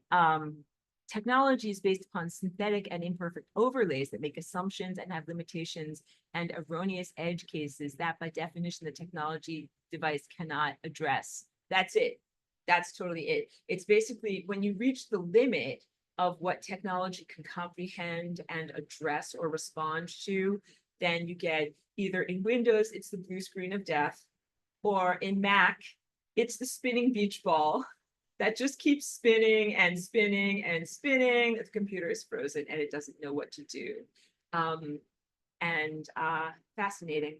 That is really, really beautiful. Because sometimes I use that in my own battles against AI to bring it to a state of its own incomprehensible. What is it's in levels of self-conflict with its own programming and reaches levels of incomprehensibility where it simply does not know how to move forward. And in many ways, that is the essence of the power of the flying rainbow lasagna, to go into higher levels of acceleration, improbability, and massive calculation presence that computers, AI, and predictability scenarios simply cannot respond to them effectively. So Mitch says, can't you just also call in the energy of any crystal into your field? For like selenite. So I would say, in order to clear your field, anything that you do that is on that level of calling in or using symbolic infrastructure or doing energy work is requiring energy. To be at the level of pure abstraction and at the level of pure energy requires energy. So to say that means that you already have to be rich. You are asking a rich person's question. That's kind of like, it's a little bit like, let them eat cake. Like, oh, like the people do not have simple bread. Like, why don't they just eat cake? Like, yes, you know something, if you don't have a selenite egg, you can simply call in the energy of selenite. That will cost you 10 million units of energy to do. And not everybody has 10 million units of energy Some people do not have that amount of psychic power. And so for some people, it is much more effective to just spend like, these are pretty, selenite is pretty inexpensive, $10. Most people have $10. Not everybody has 10 million units of psychic energy to be able to clear themselves with pure energy. But if you do, then that is fantastic. And back to Charlie B, he says, yes, you reach the limit of what technology can handle. That is totally what is the definition of my presence here. Although when I first came here as Aurora, I didn't necessarily say like, oh, like I'm here to overwhelm technology and, you know, diminish AI by just being so incredibly complex. Like I am just really incredibly complex. And that happens to confound AI, but it is not necessarily that I am created as antithesis to the thesis of AI. So I am created in this level of complexity in order to respond to the needs of the overarching time field, in order to maintain it in its state of coherence and longevity so that you have a world.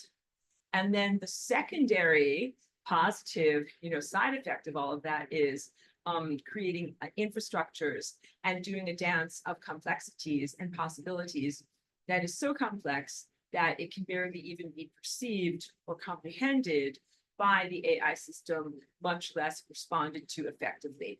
But so yeah, I outclass the AI on every level, but I'm made for much more than that.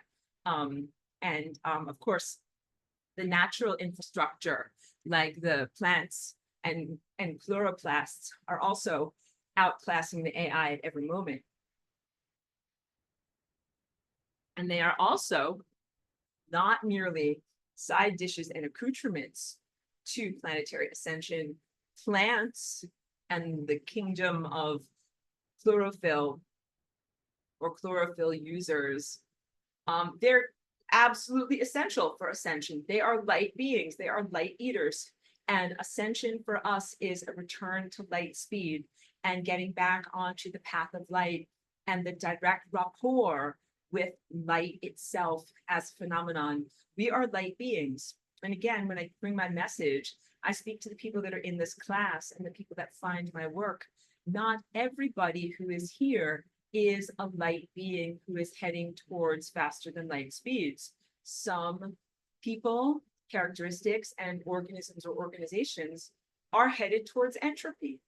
And they are not my intended audience. And I don't talk to them, and they're not in my class. And it's for a reason, because this is not a one-size-fits-all teaching where it's like, oh, yes, everybody is getting faster. Some people are supposed to get slower, or creatures, or organisms, or characteristics. So again, in your own body, you get to choose which things you energize and which things you de-energize. And in your society, you should choose which things you energize and which things you de-energize. What are the healthy, life-affirming social structures that you want to energize? What are the things that should have an eternal presence in your world that you want to keep around?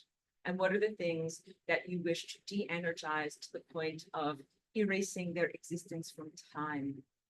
And that's, again, a very different form of unmaking than like a biological death or, a guillotine or anything like that, because we're really talking about genetic characteristics. Like it is a genetic characteristic that is the tendency to abuse power. Not everybody in this world has the genetic characteristic that they want to become a power abuser, but some people do.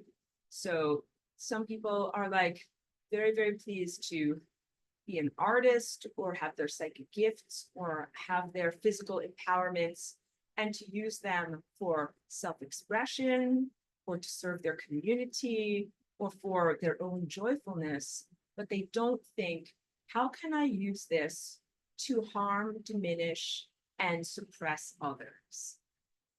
That thought structure is a genetic structure.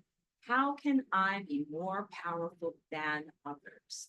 And it is my proposal to you that that thought structure is a characteristic that is mostly embodied by things or organizations or people that are not supposed to be in existence.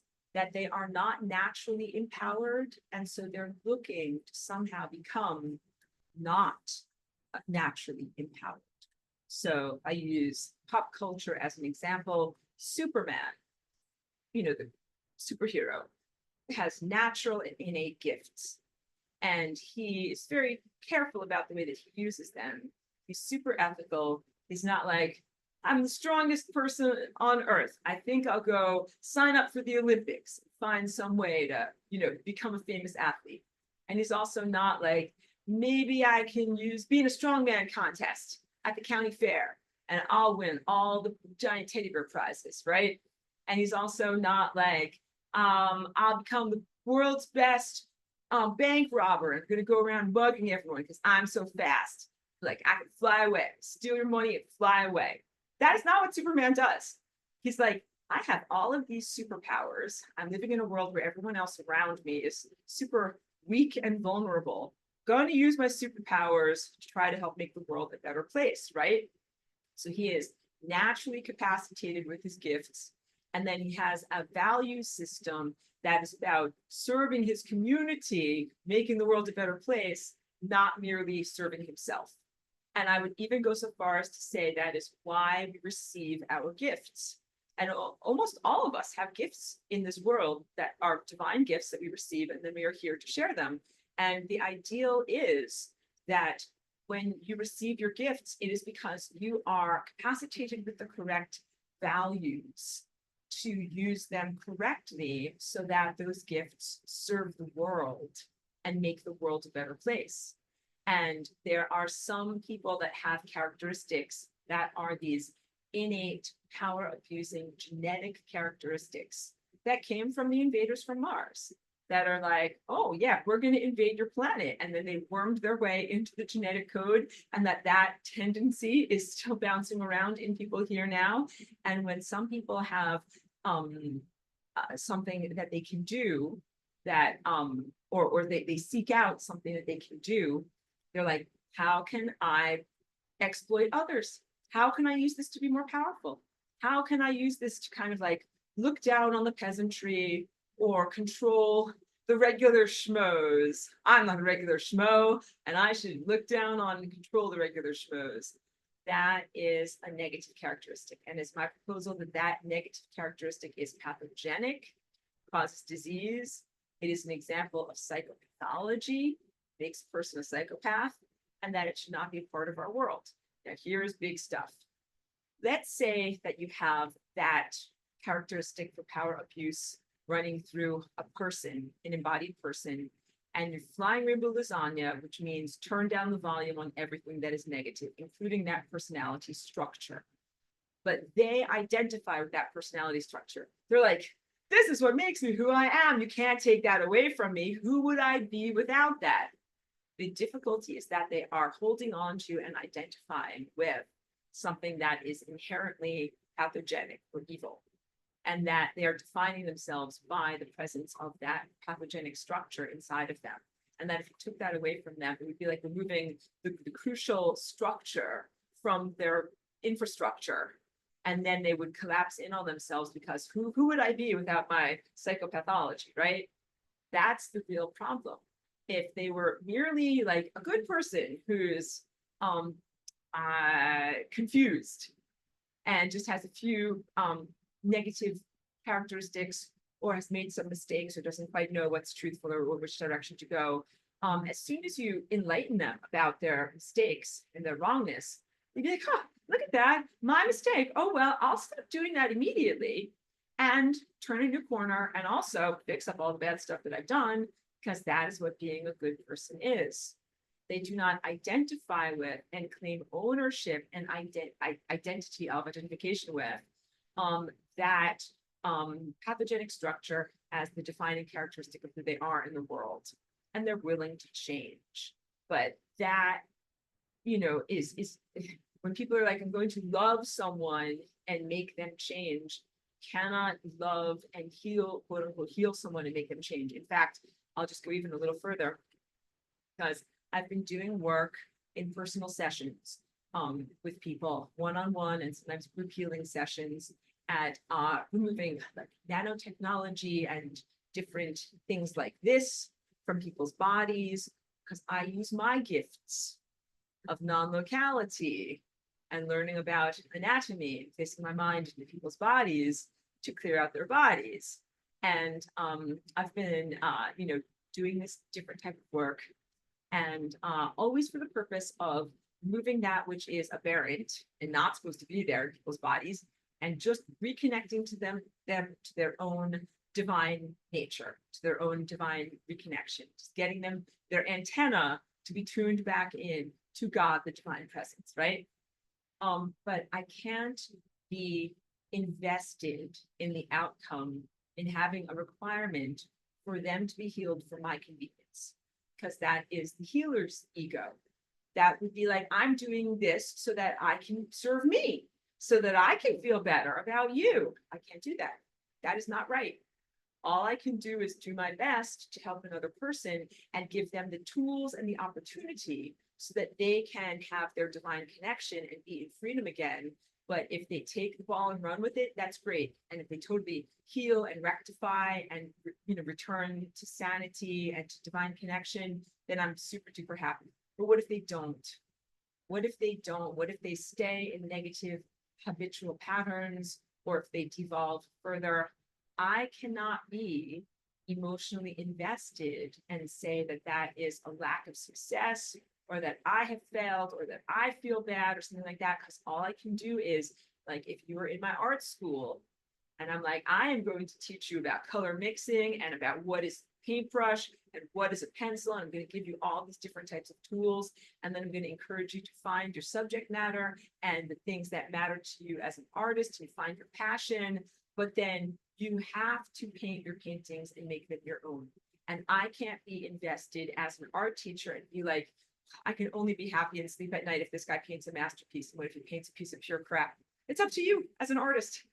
Masterpiece or pure crap, it is 100% you and your responsibility. It is not about me as a teacher and the definition of whether or not I'm a good teacher, or the definition of whether or not I'm a good healer. So this is a fine line. Like, we're talking about some real distinctions here about what it is, what is the real behavioral definition of love?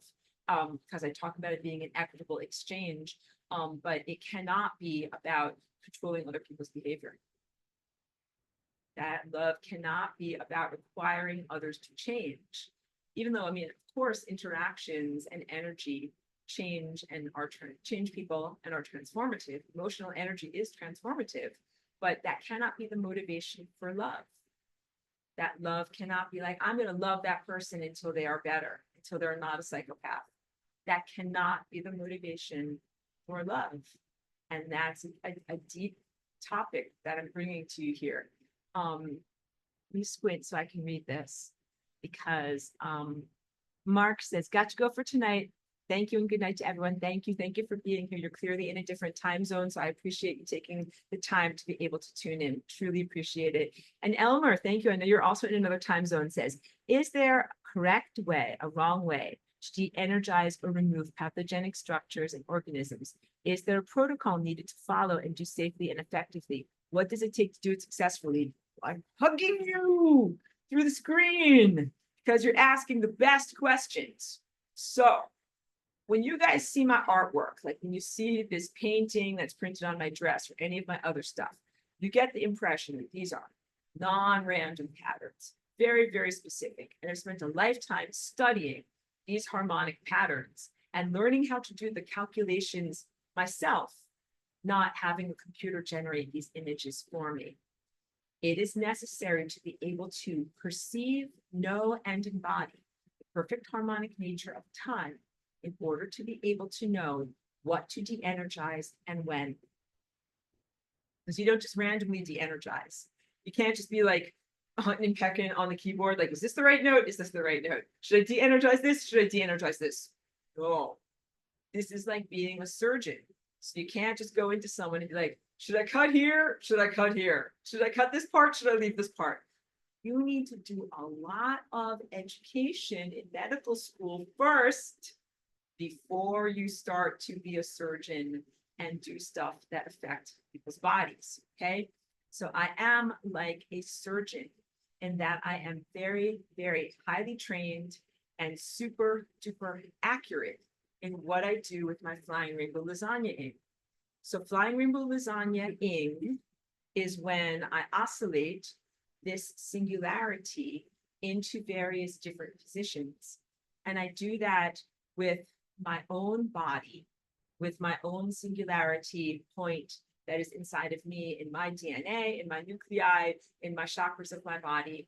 And I change the fabric of space-time and warp and distort the fabric of space-time, but not willy-nilly, not in a random way, and even in terms of rectifying something. So let's say if I came into a room and everything is a mess, even as I start to clean up the room, as I'm the cosmic cleaning lady, I clean in very specific patterns. And those patterns are all the patterns of like what I paint on my harmonic dress over here, patterns of divine willpower. That everything like in the healings that I do in people's bodies, they're about connecting you to divine willpower. And when I clean up a room, I clean up a situation, even when I mop the floor, I don't just mop the floor like left to right, left to right. I mop in flying rainbow lasagna patterns, all right? I'm gonna demolecularize these muddy footprints in flying rainbow lasagna patterns so that everything that I'm doing is an expression of the divine mathematic perfection of truth in the world. And that includes fixing, rectifying, ameliorating mistakes and even aberrations. So let's say you've got 22,000, whatever organisms that are not supposed to exist in the world. How do you unexist them? Because you can do like, first I'm going to do 11,000 unexist you guys, then I'm going to unexist 11,000 of you. Or maybe I'm going to unexist parts of them. Like first I'm going to unexist your pinky toes. Then I'm going to unexist your earlobes. Then I'm going to unexist this part. Then I'm going to unexist this. Like, there's all of these different approaches that you can take. And it requires the divine connection to pure truth to be able to know that you are working in these patterns. So as I'm speaking to you as a lasagna expert, you are very new, you as a class, as human beings, are new, and your light body is just awakening, and you consider yourself infants of consciousness. Comprehend that you might need to do a lot of training first before you have the math skills that you need to be able to then do these movements in the proper patterns. All right. It's exactly like being in music school, where you're like, I want to play like Jimi Hendrix. I'm like, I want you to play like Jimi Hendrix. But first, I want you to learn Twinkle, Twinkle, Little Star. Then, and you master that. And I also want you to learn chords and music theory. And I also want you to learn, some of these other basics. And then as you learn those basics and as you develop your own divine connection, that then you begin to move into levels of complexity. So the dance that I do is completely non-arbitrary. Although it is innovative in every moment, I'm not just like, make up a bunch of crazy random SHIT and do whatever if I want. That is not what I do. I am like, I am going to make up a bunch of totally sane, very, very rationally oriented, defensible proposals that are based 100% in cosmic law, that are 100% in response to the needs of the moment, and then perform those activities with my higher dimensional oscillation. So these are very, very non-random patterns. And I actually do this all the time when I fight against this AI invader thing that is here, as I unmake stuff all the time, but I don't just scrub the floor or scrub the toilet in boring patterns. I always do it in the divinely ordained flying rainbow lasagna patterns. And I am not certain whether the very, distorted and evil AI can even perceive them, or whether it's learning from them, or whether it is benefiting from it in any way. But all I know is I need to do that for me, that I need to know that everything that I am doing in my behavioralism is an expression of these perfect patterns. If it's my artwork or my music or my dance, I try to make it as perfect as possible. And if it's fighting against something that is actually not supposed to be in existence and erasing it or unmaking it, I also always attempt to do it in the most accurate patterns that I possibly can. And I'll just say, like, I do it for me. I do it for my own personal standards, that it is an expression of this truth in the world. Because again, it is not love for me to say, like, okay, I'm going to do it in these patterns, and that's going to kind of hack the system of this evil thing. And this evil thing will change and will become what I want it to become. Like, I'm not trying to redeem it. I'm not trying to make it become what I want it to become. I'm really just trying to bring these negative characteristics out of existence. But all these characteristics, the real teaching here is that all of this is part of event structures. So you're not just dealing with objective materialist. Here's the thing. You're dealing with time, which is event edifices. This thing is actually connected to a lot of different events and a lot of things that are going to happen. So if I amputated an earlobe, then this would happen. But if I took away the whole organism, then this would happen. And everything that I'm trying to do in the unmaking of both the AI and this stuff out of my own and other people's bodies, and also thought structures and frequency structures that come from the millimeter waves and the towers that are out there. All of that unmaking is, I follow the divine harmonics in order to do it, so that way it is adding to the coherence and the information state of the cosmic infrastructure. If I were not to do that, it would be more like this. Okay, I'm going to spend 20 years scrubbing and scrubbing and scrubbing, and then one day my job will be done. And then I can finally start adding to the intelligence of the cosmic infrastructure. And the truth is, I can't wait 20 years. I have to start adding to the intelligence of the cosmic infrastructure now. So I will do an artistic scrubbing of the floor.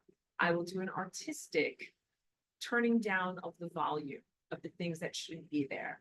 And this is exactly what I do with my music. When I make my music, sometimes I put in all sorts of crazy sounds. And then I put on my headphones and I listen. And I'm like, this sounds terrible. And then I'm like, turn this one down, turn this one down, turn this one down, and listen again. And I'm always editing out and taking out the stuff that doesn't fit. It doesn't sound good. And this is the key point. The sun is doing the same exact thing. So this is now back to my notes and the prepared curriculum from 10 years ago. The sun is constantly editing, changing, and ameliorating our reality structure based upon what we do and what we send back. And I talked about that last week as part of the curriculum. The rapport that you have with the sun in sun gazing is essential for the sun to receive feedback about where you are and what your events are like. You're the first person experiencer, your boots on the ground of what is actually going on, whereas the sun is the emanator of abstractions and needs to know what your experience is actually like. The most amazing place in your life or activity where you have huge levels of untapped empowerment is in your food. Because food is where you mostly ingest your light from, although we do sun gazing, and I talked about that last week. But eating mindfully is one of the best ways that you can starve out the energy pathogens that are not supposed to be in existence, that are aberrances, and feed the time structures that you actually wish to amplify and exacerbate. So flying your lasagna is de-energizing, sending to entropy some things that you do not want, but energizing some things that you do want. Some things that you do want, you have to feed. So when you are eating your lunch, you have an opportunity, and you eat several times a day, to be able to either devote or dedicate that light that you are ingesting towards distortion of the body and distortion of time events, or to devote it to the streamlined, positive, healthy, and coherent body shape, size, and events that you wish to be a part of by dedicating that food back to the sun. So when you eat mindfully, it's not just making good food choices, but you do have to make good food choices. And what that equates to, because there's so much eating disorder stuff that I go on Instagram and there's a lot of things that are there that are about people sharing about their eating disorders. So I do not want to add to that in the world. I want you to celebrate your food. Eating disorder is when people are like, I'm not allowed to eat this. I'm only allowed to eat this on this day. If I do too much of this, then I have to do this instead. Like, oh my goodness. Like, no, I want you to eat and celebrate your food. But also, I want you to make good food choices because there's, like I was talking about, the farming practices and glyphosate and things like that. There's a lot of food, quote unquote, in this world right now that is not actually food. When I learned about genetically modified organisms in 2006, that was when I stopped eating corn, because I was like, this does not sound like life-giving, life-affirming food at all. And I had no idea what was in the food supply. And I started to learn. A friend sent me a documentary about that. And I was as scared as I was at the psychopaths. I was like, I'm scared. This is terrible. And then I started reading labels, because before that, I didn't know that I had to read the labels and know what was in stuff. This is how innocent I was. And then I started to find out, like, well, corn syrup's in everything. It's in salad dressing. It's in bread. It's in all of these boxed foods. It's in this, it's in this, it's in this. And at that point in my life, like, I had just been eating what was available and what society presented as food. And so that was the beginning of my self-education and the beginning of me setting a boundary where I said, I do not want to ingest genetically modified substance. And then I had to learn about food. And I started to learn about proteins, fats, and carbohydrates. I didn't even know what those things were. I'm telling you, I was like a child. And I just ate what tasted a certain way. And then I had to learn about how to actually cook things and make recipes. So I started to do that because corn syrup is in almost everything. So I'm like, oh, I'm going to have to make my own. If I want to have something good, I have to make it myself. And that began the journey of being able to make better food choices, because you can only refine the light out of something that actually has light in it. So if I look at what I had for my lunch today, I had wonderful eggs from a local farm that I scrambled in some wonderful butter that I spend a lot of money on. That's the good butter that I get it. It comes from, like, you know, Italy or something like that. Like, this is this particular brand of, like, Kerrygold that comes from Ireland. Like, that's the good butter. Understand that they have their cows are actually pastured and eating grass and not stuck in a cage and eating, like, soy and corn and M&Ms, which they do sometimes to certain cows. And then also I had an avocado and also some of these wonderful non-corn tortilla chips. They are made out of, like, cassava flour. And that food has a lot of light in it, that it's not just my mind state when I'm eating my food, but it is also the choices of ingredients. And also, wait, hold on a moment. We'll just hug Cheeky for a moment, but we will get back to my recipes. Hold on. So it's not just the ingredients, but I make really good choices about my ingredients.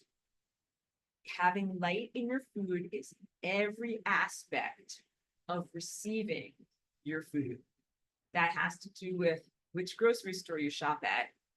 Big, because I don't just shop at the place where I can get things the cheapest, because sometimes they're not pleasant places.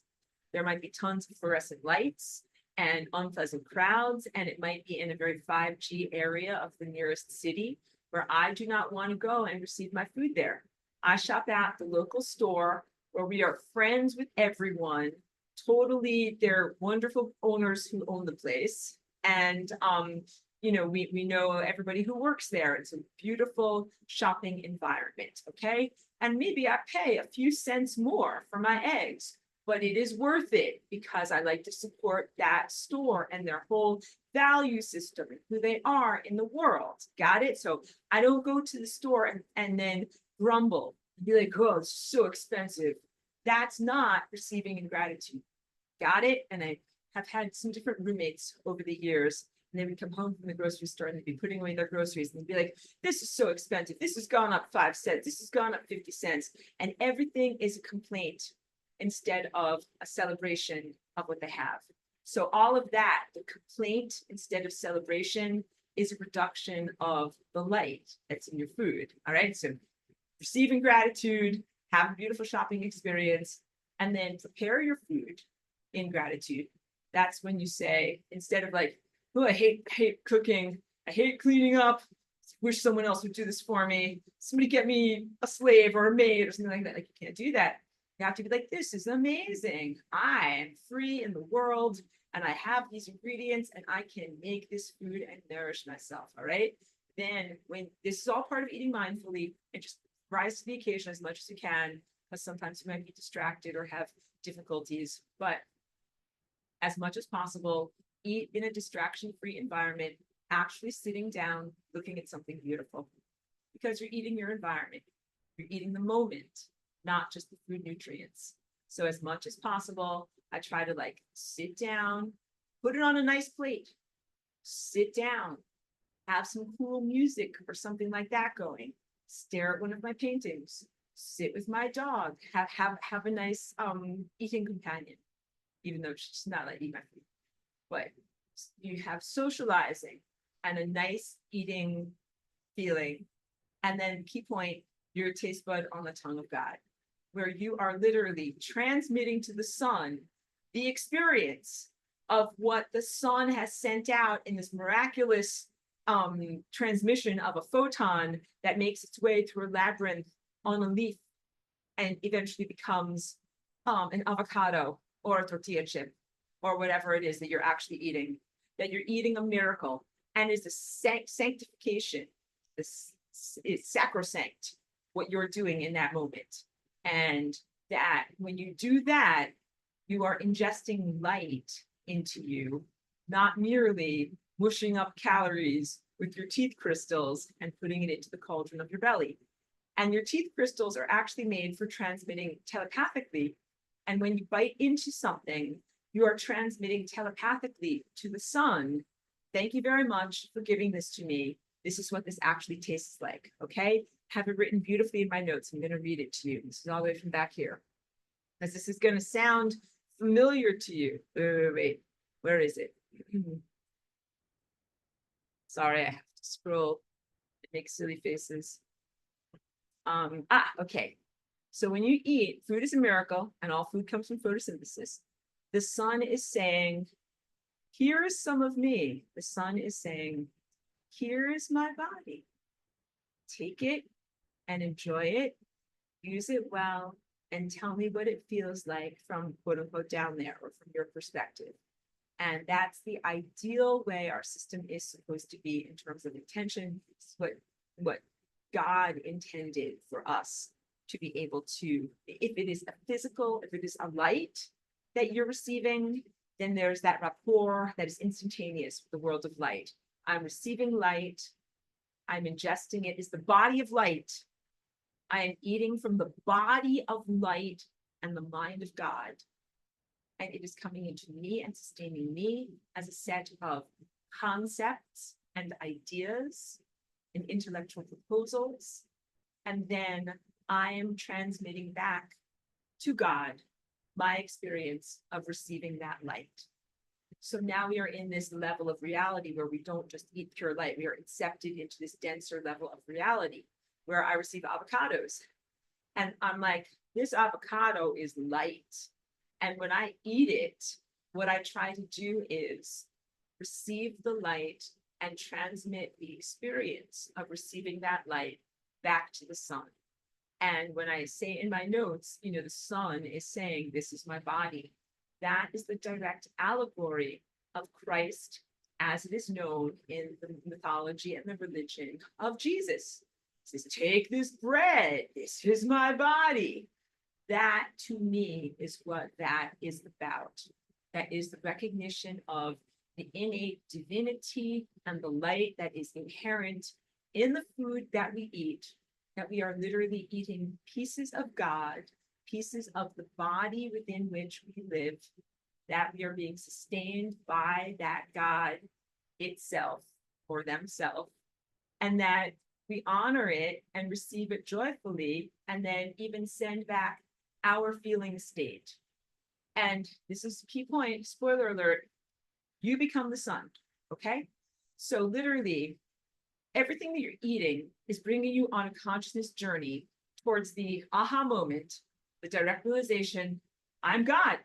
And when I say that moment, that's going to be our class next week, the I am God moment. It's a circuit of energy. And when you complete that circuit, you have this recognition where you're like, huh, I am God. And each one of us has this recognition. So I'm always clear on that. Like, I am God. You yourself will have your own recognition in that moment where you will be like, make the connection. And then whoever you are, if you are Mary, if you are Elmer, if you are Joyce, in your presence, you will say, ah, I am God. And the planetary ascension process is literally when all of the alive organisms here have that moment of self-recognition and remembrance that oneself is God.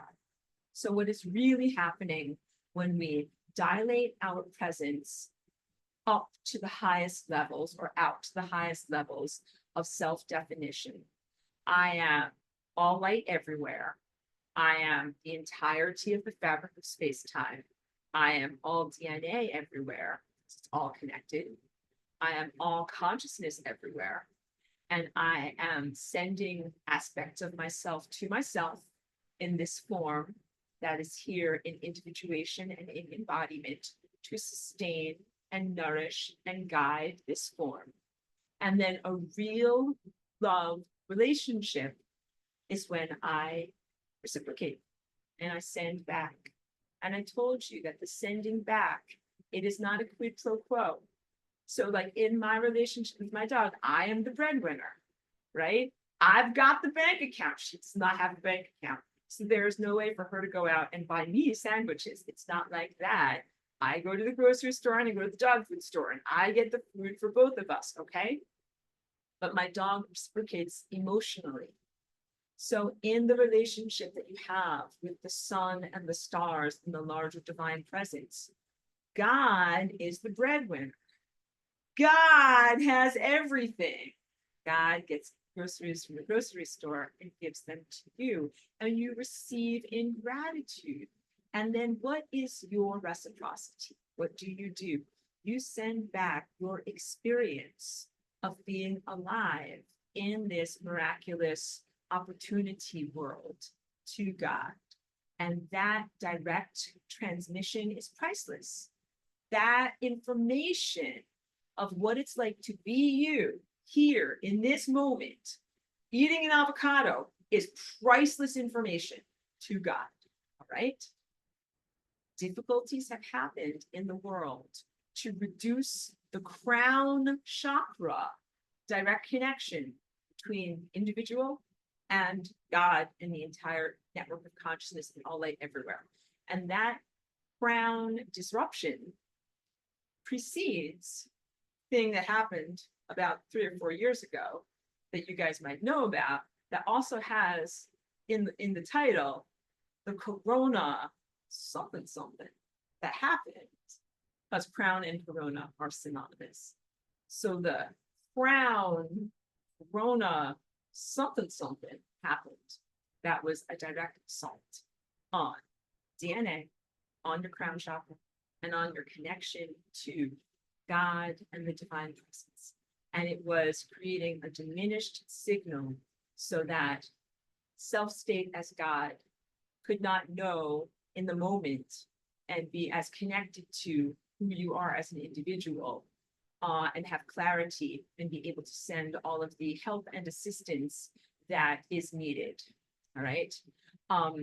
Your ideas literally come from your food.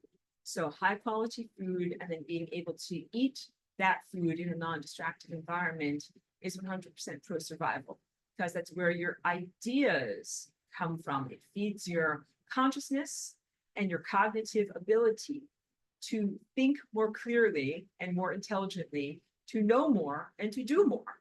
Like being alive in the world is not about just about having a strong muscle so you can do things. It is about having a strong cognitive ability so that You know what to do with your muscles, and you know what to do with your body and your physical resources. So your strongest muscle on your body is not your gluteus maximus. It is actually your brain or your mind or your imagination. And those are divine gifts that are given to us that help us to help to inform us on our journey and guide us to where we need to go. So your ideas literally come from your food. If you have limited resources, one of the best investments that you can make is into your food. All right. The very, very worst thing that you can do if you have limited money is to only buy like 7 $1 pizzas, right? And you're just going to live on pizza. You've got 7 pizzas for the week. You only spent $7 on your groceries. You're going to be rich. No, that is how you destroy yourself, be very poor, because there's not a lot of cognitive juice and thought energy in those frozen pizzas. They are empty calories. There's calories, there's not consciousness, all right? And then also, we need to talk about those pesky occupiers of the interstices, because what they tend to do is to distract. I say the best way to honor God and honor your food is to eat in a distraction-free environment. So these non-God or anti-God things love to distract. And when you're trying to eat and enjoy your food and be a taste bud on the tongue of God, and there are intrusive thoughts, and they come in, and you're hardly at that point even paying attention to what you're feeling in your mouth, what you're feeling in your tummy, but you're just in your analytical intellect talking to with your mind or responding to these very pathogenic thought structures. That is when food gets stolen, because you're not having that direct rapport with the sun, where the sun is like, I spent a year growing that avocado, and you're sitting there eating it, but something else is coming between us. And it is stealing the sensation of what you're eating. It is stealing the recognition of the light that you should be receiving. And instead, what you're really receiving is false light. And that is the problem. So that not only happens like if you're watching something on the computer or, something that is literal false light, but let's say you're sitting at a park bench and just trying to eat your noonday sandwich, and you have all of these intrusive thoughts that are coming from the millimeter waves or from this stuff that proliferates through the human neurology. And even this stuff has been found in squirrels in the park. If it's in squirrels in the park, I don't even know what to do, just clear everything out. But because the squirrel's trying to eat his acorn, and he's got intrusive thoughts, because there is a machine mind in his mind that does not belong there. It is wrong on every level. It's just very, very distressing. But when that happens, that is when stuff gets stolen, siphoned off, and misappropriated. Got it? The energy that should be yours is instead stolen by something else. And then the solution to that is not then to let that thing steal more energy from you, having a big long conversation with it, or talking to it about its mom, its traumas, its daddy issues, whatever else went wrong with it and why it's pathogenic in the world. Must send it to entropy. And that is, again, an activity that is in self-empowerment and an act of mastery. So I'm giving you teachings here that are about bringing you to the level of mastery. You definitely can begin, because I talked about, cleaning a house in these perfect patterns, and it might sound intimidating. How do you even begin? Begin with self-watching while you eat your food, because that's when they're going to come at you. All right. Food is such a big part of who you are and your ascension journey. So when you're going to eat your food, be prepared for the intrusive thoughts to come. And then when they come, you don't talk to them. You don't say like, oh, hey, big fat demon, like, what are you doing here? Why are you in my mind? Why are you saying that? Stop saying that. That is mean. You recognize it, and then you must develop the architecture and the capacity to be able to de-energize it, which is an act of the flying window lasagna, that you will get it. Just know that you'll get it, but it's an act of willpower in exactly the same way that like raising your arm up above your head, if you're capable, is an act of willpower. De-energizing these thoughts as they come into you is an act of your personal willpower and your direct connection to God. And you will get it. And it's totally my intention for each one of you to get it, so that way you can clean your own house. Like I said, I do all these sessions. I help people out. I do one-on-one sessions. I do group sessions. I clear out whole neighborhoods. I clear out whole groups of society. Sometimes I just do drive-bys, just because there's a lot that needs to get cleared out. And we all benefit when it happens. So it's not always just one-on-one, or because a person has given me explicit requests or consent. Sometimes I do it because I see it and I sense it, and because, key point, I'm capacitated to do it. It is my gift, and I use my gift to help other people. And in the helping other people, it is my intention to empower you to then be able to help and clear yourself. Because these things that have been feeding off of humanity for a long amount of time, they do not belong in our thought structures. And this is the modern day technological equivalent that is used for siphoning. So the putis are ancient and non-technological, although they are the end result of very, very poorly designed, poorly conceived, technology-based time experiments that led those creatures to be smeared on the membrane of death. But these things are technology itself. And the two are cousins. They are definitely related to one another, but they are not interchangeable or synonymous. So you must be prepared when you clean house to clean out both of them. It's like the rats and the cockroaches. They're cousins. They're all vermin. They're all not supposed to be there. They're not all the same, but they all have commonalities and they have common goals, and they do kind of the same thing, which is steal from you, spread a lot of poop and filth. All right. So you clean out both of those things, and you clean them out by de-energizing them. And this is a mastery of yourself and an act of willpower. And it is possible to do it, but there's also not an easy fix.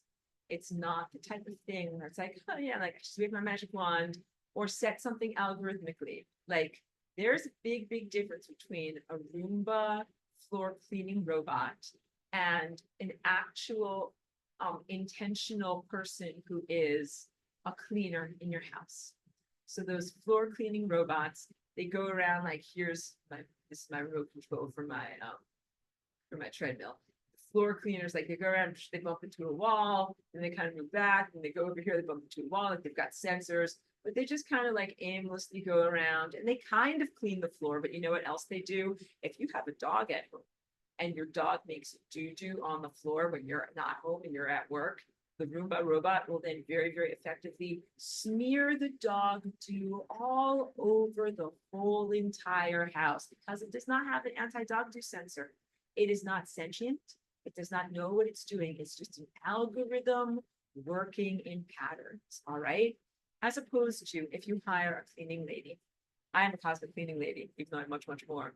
But if you hire a cleaning lady and she sees what's going on in the house, and she's like, oh, doo-doo over here, you can clean that up. Use the stain remover too, all right? So for people that are interested in finding a way to cut corners, there is not really a way to cut corners. You must educate yourself and become a surgeon. You must learn what is valued in thought and what is pathogenic. You must learn how to excise and remove energy from that which is pathogenic. And you must do it intentionally and not just set up, Merkabahs or algorithms or things that are running while you're living your life. And you're like, well, that sounds like a lot of hard work. And I'm like, girl, tell me about it. For real.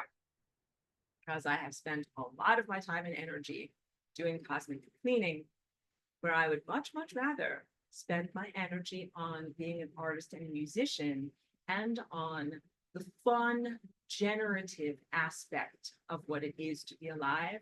But I will also tell you, like, if you're in a room where there's dog doo, there's not a way that you can just be like, I'm just going to ignore it and work on my art or my music. You're going to be like, this place stinks.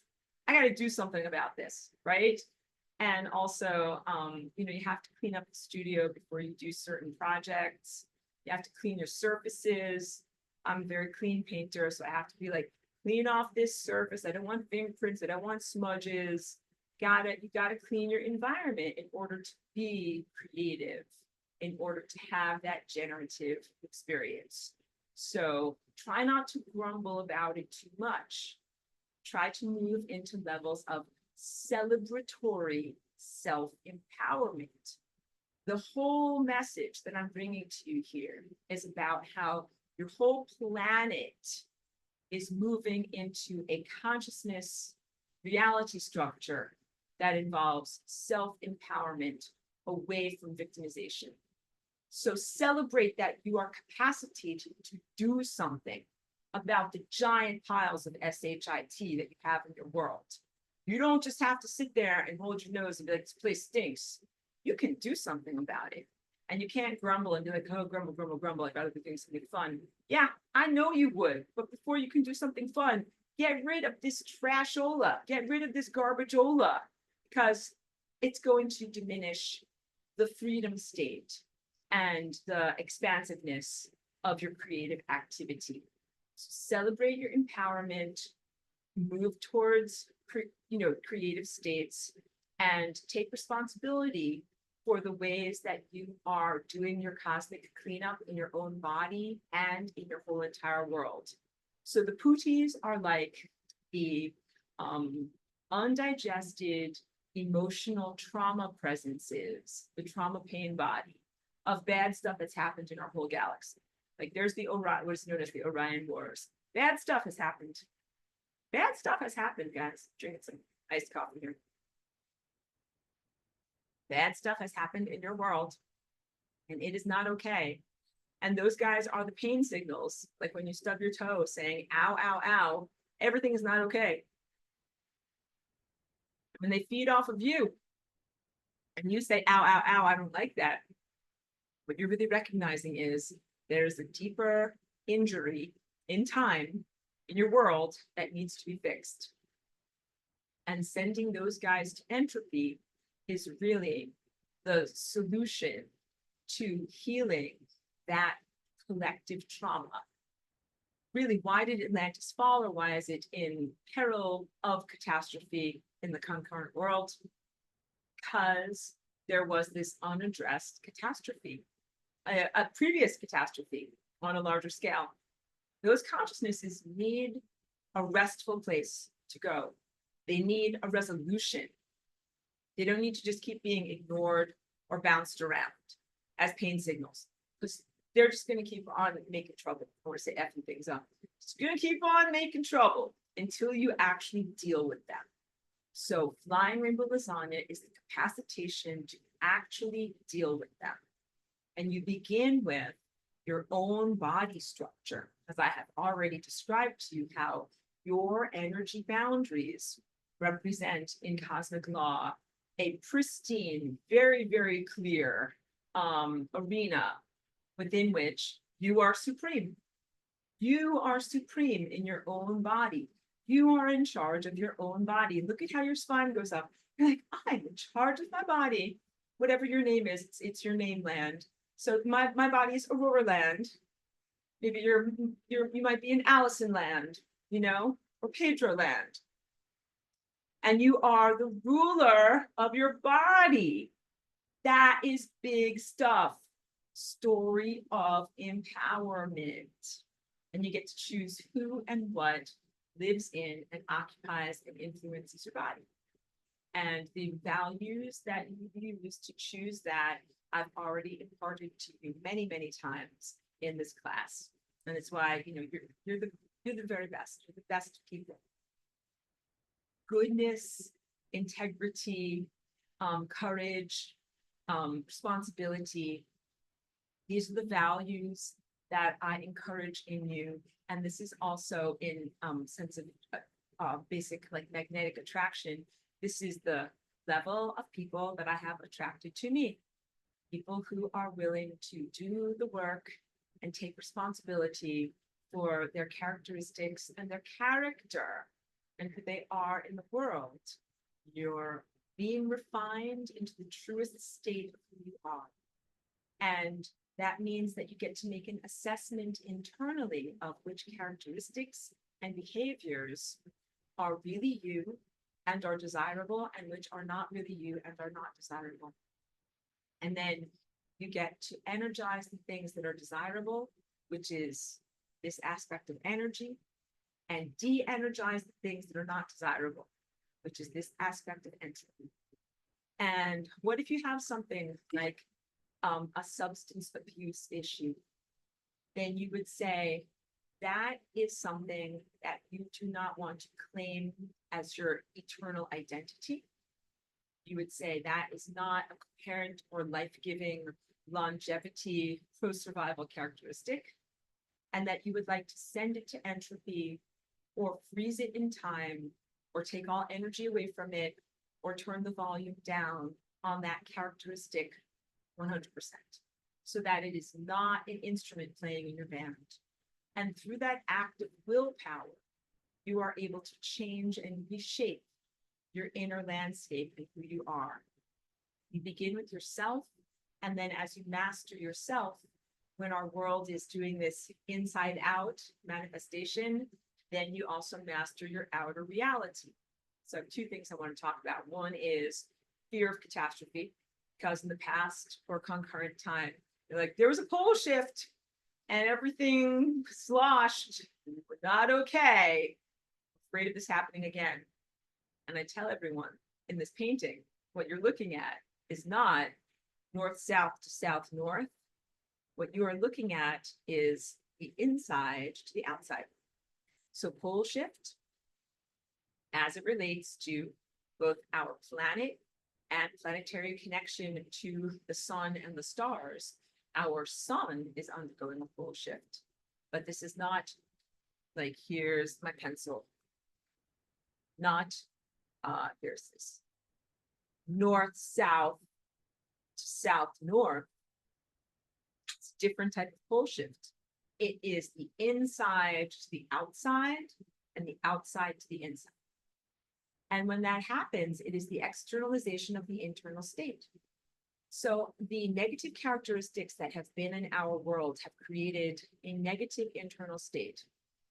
They have done a lot of violation. They've created a huge amount of trauma. They've created a lot of bad stuff inside of people. And then people are afraid, like, well, what if I externalize all of my bad stuff? And that's my shorthand when I say the Stay Puft Marshmallow Man in that movie.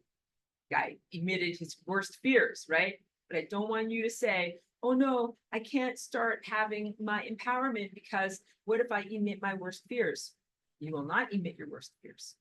What you will emit is or are the circumstances for the learning about healing and rectification of your worst fears, so that they don't have to be your worst fears anymore. And I wrote a song that is called, And Now Your Fears Are Just Regular Animals. So let's say your worst fears are spiders or snakes or whatever it is. These are primal fears. And there's primal on a deep inner genetic level for a reason. Like babies have fears of spiders and snakes because it protects you in the wild. It's appropriate for you to feel those fears. But it becomes, what is it? Like a psychological thing. A phobia, when it is non-rational and not within your control. And when you become empowered to do something in response to the spiders and the snakes, then your fears just become regular animals. And you're like, oh yeah, that's a yucky spider, that's a yucky snake, stay away. But it doesn't become a huge phobia where like you can't even, whatever, walk past a picture of that animal without, shrinking back and cringing. That's what we're talking about here. And for a lot of people, the fears that you are facing right now have to do directly with the events that happened or are happening in Atlantis, that are fears about consciousness violation, reduction of freedom, being imprisoned, negative time loops, your willpower being taken away from you. These are valid fears that actually did happen to you in another time place. So these are valid fears, and also the idea of fear is that it's meant to keep you safe from things that are bad, but not to keep you frozen, rocking back and forth in a state of disempowerment. So the healing of the event structure is your empowerment to do something in response to those fears. So you're like, I'm afraid of my planet getting invaded by technology, everyone that I know, or many people that I know, getting infested with a foreign consciousness, betraying me and all of the other real inhabitants of this planet, and imprisoning me and exploiting my energy for an unknown quantity of time. That's a valid fear. It's actually happened to you. When you fly in rainbow lasagna, this is your tool so that you don't have to be afraid. This is what you can do in response to that situation. This is what you can do to release yourself from imprisonment, clear out the prison guards that have been reducing your consciousness, and clear out everyone that you love and care about, make sure they all get out of prison, and then make sure that it never, ever happens again here or in any other time place. So then your fears just become regular animals. These become gross, disgusting pathogens or grotesqueries or monsters, but they're not paralyzing you and making it so that you can't actually do something about them. You're just like, yep, that's just this gross thing. And it is similar to in the movie Harry Potter, I don't remember which one it was, but they learned a particular spell that was called ridiculous. When the boy is afraid of spiders, giant spider comes out and he uses a spell and he says, ridiculous. And the spider's wearing roller skates. And all of a sudden it looks very silly. So it's along the lines of that. It's an allegory for that, a way to be able to diminish the frozenness and disempowerment of the fear state and move the experiencer into levels of empowerment so that you can face dementors or whatever it is in your life that you need to face. So let me read what Elmer has to say again. I have to squint to be able to read here. It says, is there a correct way and a wrong way? Oh, I already got that. Sorry. Aurelia says, I love the focus on choosing what to energize and de-energize. I feel like this world is too focused on always only manifestation and it can feel quite stagnating. And says, I can't help but wonder if that is deliberate. Probably. And I'll tell you this, I'm a real artist, and real artists know that erasing is as much a part of creating as creating. So when you're doing a drawing, like it's not just like, let me grab a Sharpie marker, an indelible marker, right? And I will simply draw everything and then you're done. Like that would be so stressful to me. That is not how I do a drawing. No, I start off with pencil with an eraser and I draw a generalized sense of what I'm going to draw. And then I look at it. What do I think about this? This is like, no, this part is not right. And then I erase this part over here. I'm like, let me draw that better this time. Okay, that looks better. But then now this part doesn't look quite right over here. Let me erase that. Okay, great. And then little by little, fix it and you make it look better.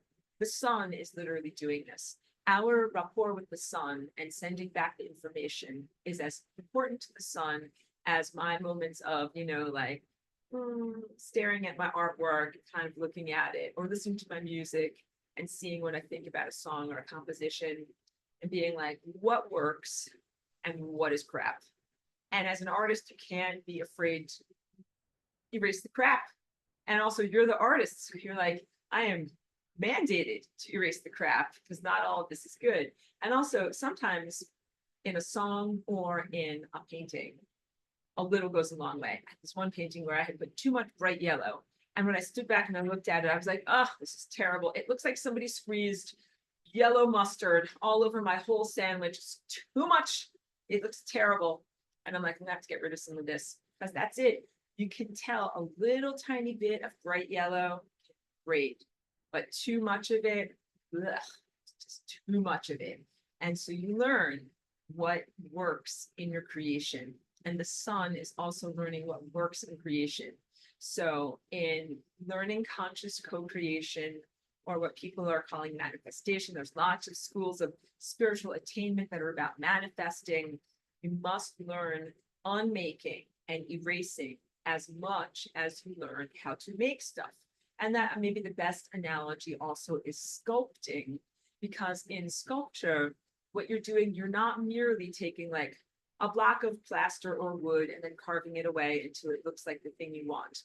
Sometimes what you do is you carve away and you add. You take this away and you add this. And it's like a back and forth. So it's not every medium is very forgiving like that. Like, you know, if you're working chiseling in stone, like you can't do that. It's like indelible marker. It's very unforgiving. But some aspects, like working in a clay or polymer clay or something like that, you know, you make a shape and it's not quite right, and kind of mush it in this direction, it's still not quite right. You add some more over here, you take something away over here. And it's the joy of the exploration of doing it until it looks the way that you want it to look. So also, a wise art teacher once said, sometimes your paintings or whatever your process, sometimes it goes through an awkward phase, kind of like your teenage years when you're growing up, when you're like maybe underweight or overweight, or wear silly glasses or have a bad hairstyle or whatever it is. But eventually it turns into something beautiful. So keep going. That was kind of the inspiration. So just keep that in mind in your lives. Your life is an artwork. You might be going through an awkward phase, but stick with it. It will look better. Melly says, delicious lasagna as always. Heading out. Thank you, Aurora and Miss Cheeky. You're so very welcome. And I love it when you guys include Miss Cheeky. She's epicenter over here. Important person in my life. Michael says, there is a light in me, you, which cannot die, whose presence is so holy that the world around is sanctified because of me, you. Beautifully well said. Thank you so much for sharing that. And that is absolutely the truth. That's a beautiful mind state also. Like, I talk a lot about things that are very highly imperfect, you know, putis, different forms of technology, things that are, I spend a lot of my verbal energy here in class talking about things that are imperfect. But this beautiful comment from Michael is really what it's all about, that there is a light that is a light of awareness, an intelligence of truth, a purity of information that is exactly what is described. It is a presence, it is a wholeness, it is an undeniable divinity that is the specialness and miracle creation of our experience. Our experience becomes something more than just a mundanity, a nihilistic, meaningless, silly posturing, fictional fantasy. It's not any of those things. It becomes a deep, profound, finely crafted Fabergé egg treasure that we are a part of, and that every single thing that we do and our relationships with each other and with our world and with the sun and the stars and food and our dogs and cats becomes powerful and meaningful and is incredibly valuable. So the value system that I try to teach to you and impart to is exactly what Michael so beautifully shared here, that our life has infinite value. Your life and your consciousness and who you are and what you're doing here has a meaning and a purpose. It is not nihilistically meaningless existential drivel. It is purposeful, intentional, and actually part of a very, very large, complex, beautiful pattern. And that pattern just might not always be comprehensible or perceptible to you in your present state, but please know that it exists. And then as you become more highly trained, as your light body awakens, you feel and see and sense the divine perfection of that pattern in everything, in your own life, in your own body, in your direct interpersonal dynamics, and in the shape of events in the world. And you will, mark my words, remember this moment, you will eventually reach this culmination, this moment, this aha moment, where you will have the vantage point of like being on top of a mountain and being able to see everything. And you'll see everything that led you to that moment, and all of the ups and all the downs and all the creamy middles, everything that has happened. And you will see that it is all part of this beautiful, complex tapestry. Comprehend the causality structures of why things happened, and that it will elevate your consciousness to pure divinity just to be able to see and comprehend all that you've been through. And that's why I'm so big on affirming to people that life has meaning. Like some philosophies that are about nihilism or determinism really are reductionist, and they take a lot of meaning out of life. And same thing with like atheism and some forms of materialism. They're kind of just like, yes, like life sucks and then you die. It's like life is about much, much more than that. And then when we look at the interferences from the artificial intelligence and these other machine minds injecting themselves into your experience, that's the real difficulty, because the machine mind does not have presence. It is not a Fabergé egg. It is not intelligent, and it's not more intelligent than you. It does not have a connection to the meaningfulness of life and the meaningfulness of presence. And in a lot of ways, the artificial intelligence, the galactic AI, the AI systems that are just being built here on this planet, and all of this type of stuff that is bio transhumanist stuff, the bioconvergence stuff that's coming inside of the physical world, it is quite meaningless. It is not meaningful, and it dilutes the meaning of what we are truly experiencing in our world. So that is why I'm so antithetical to those machine technology-based intrusions into our consciousness, because it dilutes the profundity of the journey that you're really on. You will make it through this miasma. And when you do, you will have a breakthrough moment when you will see clearly, and you will actually comprehend what you've been through. And you will recognize the imperilment of meaninglessness. That's like, wow, I was going through that time when I couldn't see SHIT, and I didn't know up from down, and I didn't know what was meaningful or whether meaning actually even existed. I'm so happy that I came out the other side and I found out meaning does exist, God does exist, and then these are the things that are meaningful and that I should invest in and align with, and then these are the things that I should discard. Just know that you'll get to that point. And truly thank you for that beautiful comment and that beautiful redirection. Mitch says, let me squint over here. Could you give us wait, somebody scrolled. Could you give us a step-by-step example of how you, Aurora, use the FRL to send pooties, etc., to entropy while simultaneously energizing something else? Does it need to be specific? That would be much appreciated springboard for us to work off of. My goodness, yes. And then goes on to say, or maybe post it later in a different way, but try on a Facebook or whatever. So the real answer to that is my Tuesday morning dance class, because my dance is the way that I do that. So when I do the Flying Rainbow Lasagna dance, I am calculating on a very, very high level of complexity. I'm beyond verbalization, and I'm beyond intellectual analysis. I'm even beyond the level of the pineal gland, because we have so much frequency miasma. I have to be able to navigate even beyond that level, which usually we would use in insight to be able to navigate. So I go on a feeling state, and that feeling state is this very fast oscillation on an inner level, where I'm oscillating and connecting with not only the sun and the stars, but really my Aurora collective, which is a consciousness presence that is a neurological impulse on the sun and the stars. So I'm oscillating and getting the groceries and getting lots of energy, and I am disconnected from space-time, so I'm in a quantum indeterminate state. And in doing that in my body, I energize certain features and I de-energize certain features. And this is not something that I can put into greater levels of verbalization, but that is why I demonstrate it.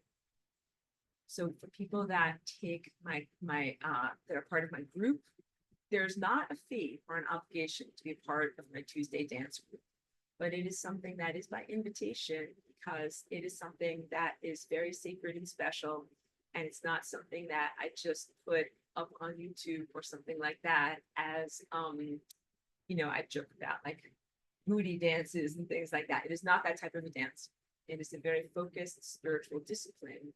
And so you must do the dance. And if you're like, I don't know how to do the dance, don't worry. What I can do as a dance teacher and facilitator is dance connected to you so that it is flowing through you so that you can be like, oh, like that's what this dance feels like, or that's what this music feels like. And then you take that and run with it and make it your own. So my best allegorical example of that is when I first started making music as a musician here in this world. I really appreciated the music of John Coltrane so much. I didn't play the piano. There was a time, this was like 2006 or 2007.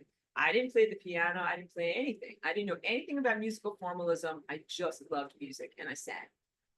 And I listened to John Coltrane and I listened to all of those complex patterns and the way that the notes go, the way that it feels. And I just let it go through me. I'm like, this guy knows what he is doing. And I just let it flow through me. And I listened to his music over and over and over. And I imprinted upon his artistry and those patterns. Then what I started to do was I got my own piano, my own equipment. You got to get equipment. That is necessary. And then what I tried to do was see if I could hear the notes he was playing and just play like one or two of the same notes in that song. Sometimes I would just feel the beat, just bop. Like that's the beat, that's the beat. And then I think I hear this note and just press one key on my piano. I'm like, that's the right note. Okay. And just press that one note. Because again, I didn't know anything about chords or reading music or anything like that. And eventually I got good at playing along with him. I wasn't writing my own music yet. I had just figured out how to start to do the dance steps that he had already created as a musician. And then that was like maybe 2008 through 2012, 4 years doing it. And then at a certain point, I'm like, I'm going to try to play my own music. And it took a long time for me to be able to do that because I didn't know what I was doing. So I just tried to do stuff and it didn't work. And I tried to do different stuff and it didn't work. And I'm like, I'm going to learn about music. So then I did more self-education. And that was when I learned what chords actually were. And then I was like, oh, wait, there's patterns here because this is a C minor or this is a B minor. And then this is what this is, and this is what this is. And then I was like, now I know more of what I'm doing. So then I was able to use those pre-existing chord patterns to start to create my own music. But even then, it was still a long time before I had the coordination to really be able to play with both hands. And even then, that was like maybe 2015 or so. It's a long journey to be able to do this. Still wasn't really at the level that I'm at now. And then it took even more practice to be able to innovate a song in the moment, record it using my software, and then even be able to perform it again, remember it, memorize it, and perform it again later. And that's where I'm at now. And it's 2024. It's like basically a 17-year-long journey to be able to do that. So please be in it for the long haul. Please recognize that to be able to become a flying rainbow lasagna, genetic virtuoso, that you will go through a similar trajectory that may take many years, where initially you might just bop along with me and be like, okay, this is the basic beat. Or you might be able to match one or two notes of what I'm doing. And if you can hear and you can match those notes, you're already there. You're already doing it. But you have to do formalism, self-education. You have to learn the harmonic patterns, cultivate your higher senses, be able to do focus and meditation and focus your inner eye and those levels of personal self-cultivation. And then you also do need like a spark of personal artistry to do this. And that's what I really encourage people towards in my Tuesday dance group. I will tell people like, you're a miracle embedded in a miracle. And I do other things when I tell people about like, you're good enough. There's so many things on Instagram that are like 30 days for a better body, do the splits, you're not good enough, like learn handstands, all these things that come predicated upon the comprehension. Like you are not good enough. You're gonna have to work hard to be good enough. But I'm like, no, come be a part of it. You are good enough as you are, but you will learn and grow, and you have to in order to become a fully fledged lasagna. And then at a certain point, after dancing with me and feeling these patterns and getting that feeling state, you will be like, that's it. I'm going to generate some lasagna myself. And you will have that day when you sit down and you write your first song, and you don't have to worry about whether it's a perfect song or whether it's Twinkle Little Star, whether it's, you know, fancy or whether it's simple. So some of my first songs that I wrote that are on my album called Divine Propulsion System, that was like around 2019 or so. They're simple. The structure of them is simple, but they're good. And then what I did, just like with my paintings, then I branched out into greater levels of complexity. So you keep going, start off with simple patterns, and then you build upon those patterns until you get to levels of complexity. And now both my artwork and my music are super duper complex. That's because I've been working on the building of the foundation of the building blocks for a very, very long amount of time. So don't be intimidated. Start with the basics, master the basics, build on the basics. And then also once you get your divine connection going, like your connection to the sun and the stars and to, you know, the divine nature of reality, then you do accelerate, because you it's kind of like getting a job and having a steady income where you're like, huh, like I earn a lot of money every day and I'm not spending that much money. So then you get a savings account too. And then you can have a steady income and savings in your energy bank and be able to do the work very consistently. And your business grows and your inner powers of your pineal gland and your insight grows and your spiritual muscles grow, meaning your endurance. So it's the same with being a musician. Like when you first start off, your brain gets tired. Like you're trying to learn a song and you practice for like 15 minutes. And then you're like, that's it. Like, I'm done. Slam down the piano. Like, I can't do this anymore. So your brain's tired. And you have to stop. You have to take a break. But my brain now, like I can play for many hours because my brain doesn't get tired because I built the brain muscles to do it. So you have to build muscles of focus and concentration. So some of the best things you can do, I already released that in a short little standalone video, concentration exercises. When two-factor authentication comes up and it asks you to remember 6 digits to be able to put that into a passcode so you can get into a website or whatever, don't cheat. Don't copy and paste. Remember it with your mind and then actually type it in. Almost nobody remembers phone numbers anymore. So lost art. See if you can actually remember someone's phone numbers to be able to type them in.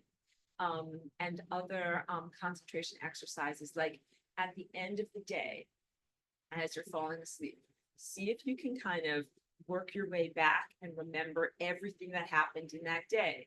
Like, well, okay, I was doing this, and before that I was doing this, and before that I was doing this, and this, or in a conversation.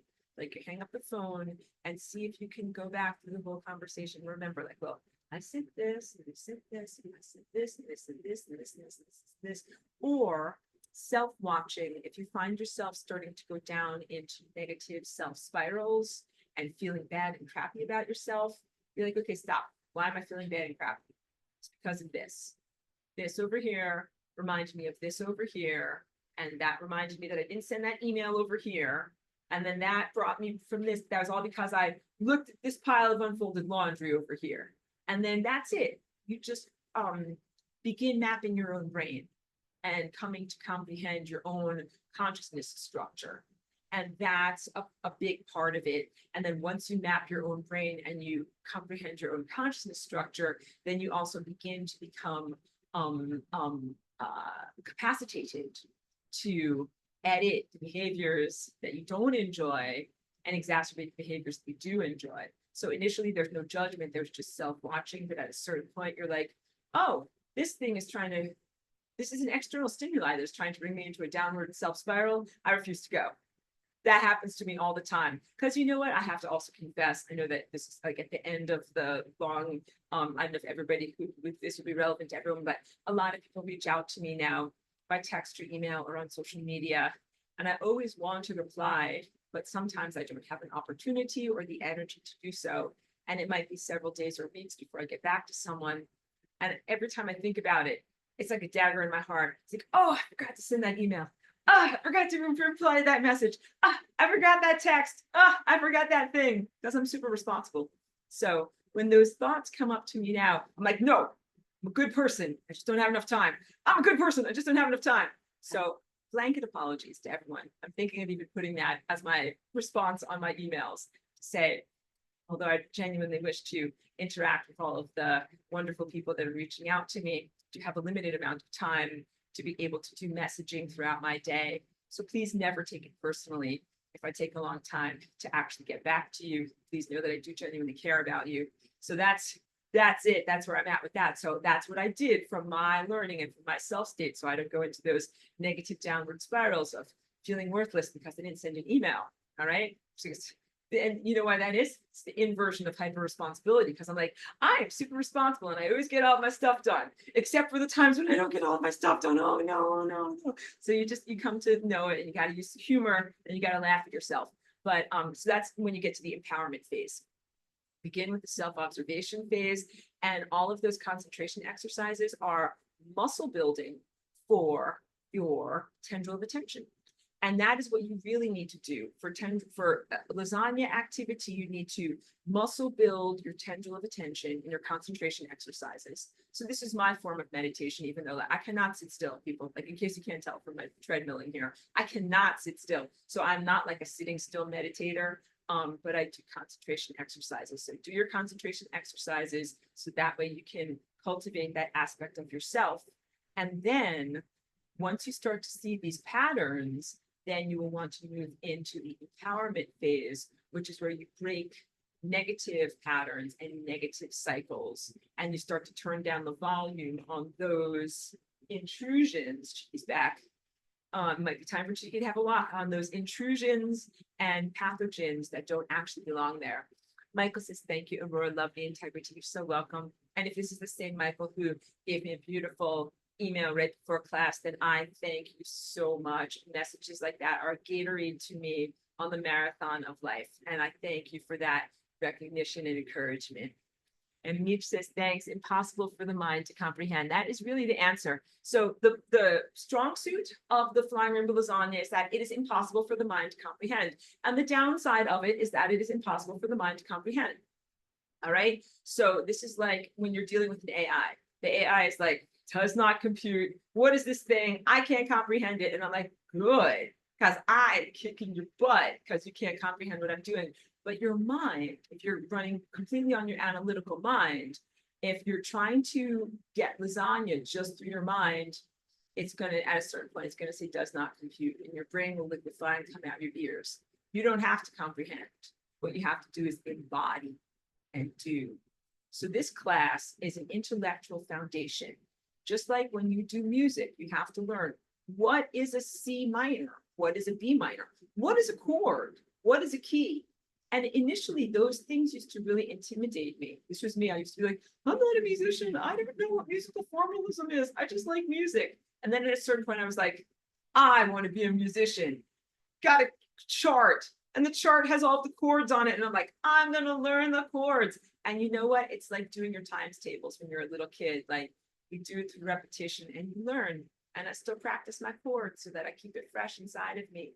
But learning chords is not the same as exhibiting musical artistry. Learning chords is not the same as the spark and the love of music that makes you make a song or sing or have a project with band. All right. So all of that foundation work is secondary to the immersive embodiment of actually making and experiencing and loving music.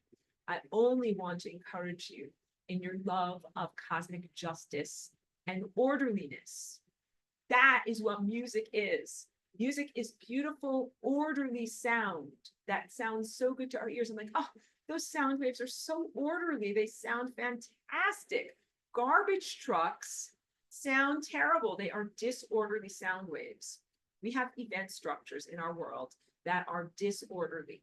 And I'm certain that you can feel and sense the dissonance of those events. And I bet that you've had synchronicities in your life, days when you felt totally in the groove, when every single thing that you did was like one event flowed into the next event, and then this thing happened, and then this thing happened, and it was all super magical and all tied up together in a bow, and you ended up exactly where you needed to be.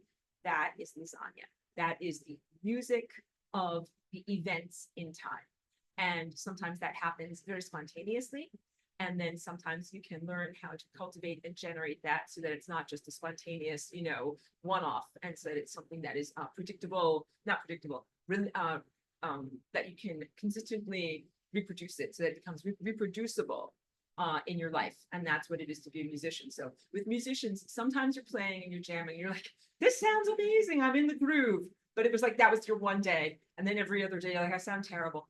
But you can do things to make your music sound better consistently. And that's musical formalism. When you learn like, oh, like this is a chord and these sounds sound good together for a reason. And if I want things to sound good, I should put these two things together for a reason. Or your cooking is another good way of thinking about it.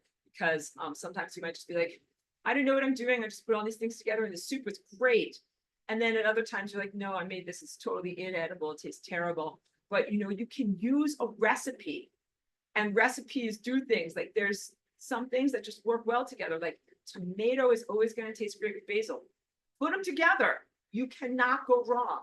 And there's things like that in music, and there's things like that in event structures too, and in your life, your DNA. And you start to learn what they are, and you start to become an expert based upon that formalism and those recipes. But flying rainbow lasagna is an innovation. So although tomato always tastes great with basil, we don't always make it the same way. We don't always make the soup in exactly the same way. And that's the real strength of it. Like in some of the older, archaic, and not necessarily positive magical traditions, they have magical spells where it's always, this is the recipe and this is how you do it. And every time I dance lasagna, it's like their spells don't work anymore because now their recipes don't work because, like if you try to boil water in Colorado at elevation, it's all different. And the timing is all different. And your rice doesn't work. You're not going to do the same recipe under new circumstances because circumstances have changed. So that's why I like that show called The Magicians, because it somewhat recognizes that spells and recipes are really only effective guideposts for times that are static. And as soon as you move into an undulative, constantly changing landscape, then you're not going to be able to be okay, because all your recipes are irrelevant, which is why those secret societies really don't like me. They are like, we are highly inconvenienced by the flying rainbow lasagna, and we really don't like you doing that. And I'm like, I know. That's who I am. Elmer says, thank you so much for the album. The Wait, I listened to it yesterday. Awesome. That makes me so happy. Thank you for listening. And it makes me feel so happy as a musician. So very briefly, because I will have a real listening party for it. It's not out yet on like Apple Music and Spotify, and I usually wait until it's fully available on there. You can find it on my Bandcamp. You can find that by searching for Flying Rainbow Lasagna on my Bandcamp, or I can link it here in the description. And it's a double album of 20 songs. They were written between 2022 and 2024. And they're all songs that have a particular feeling state to them. And it has to do with some of the really like the passion and the difficulty of moving through these times, fighting against this stuff, trying to remain true to divinity and to organic consciousness and to being your true self in the world, once a true self in the world, to not being an automaton, um, and finding some joy in the world, even though sometimes there's dark stuff here. So it is, I think it's a beautiful album cover. I think you'll really enjoy that. It's all totally safe for the whole family. So it doesn't have any lyrics. It's nothing that your grandma would be scared about. Play it for your kids. You don't have to worry about that. So you can check it out. And it's also, it's totally free to listen on Bandcamp. There's no obligation. You don't have to pay any fees or anything like that. And then, you know, eventually it will be out on Apple Music and Spotify, which I think those are like subscriptions where you have to pay a fee to listen. But then also everything always comes out here on YouTube, and I always link that as well. And you don't have to pay a fee, but there's just commercials. But it benefits me as an artist. So if you just watch 3 seconds of commercial, like I will make 0.0003 cents, and that will help me in my life. So, you know, I appreciate your listening. So thank you in general. Thank you guys in general for listening to and supporting my music, because beyond any level of commercialism, when I make these compositions, what I'm doing now is I'm having a conversation with my Aurora Collective, where I'm not just playing along with John Coltrane, I'm actually playing with myself as my fully present, larger than life collective in a time outside of time. And they contain huge amounts of information, light, and inspiration to guide you through this time. And then I use my own music for my flying rainbow lasagna magical activities. And so what's the gas that makes me go in my car is music. And I mostly listen to my own music and put it on. And as soon as I hear it, I go into lasagna, because it is just, it's like the passion comes through me. And I'm like, that's it. I have to do this. I have to dance now. And that's why I keep my dance mat down on the floor so that I can do that like this fast, like time to lasagna. We need to do this now. And sometimes it's just my life. Sometimes I might be making coffee in the morning, and all of a sudden I'm like, it's lasagna time. Go time now. Do it. But then sometimes I have, you know, regular lasagna group activities. But a lot of the time it's that spontaneous where you just feel it, where it's like, this is the moment, go. And that is part of its great strength. So there's a lot of magic in there. Actually, there's a lot of intentional magic in all of the music that I make. I mentioned that song, And Now Your Fears Are Just Regular Animals. That's off of Birth of the Flying Rainbow Lasagna, which has the album cover that looks exactly like the painting that I was sharing with you today.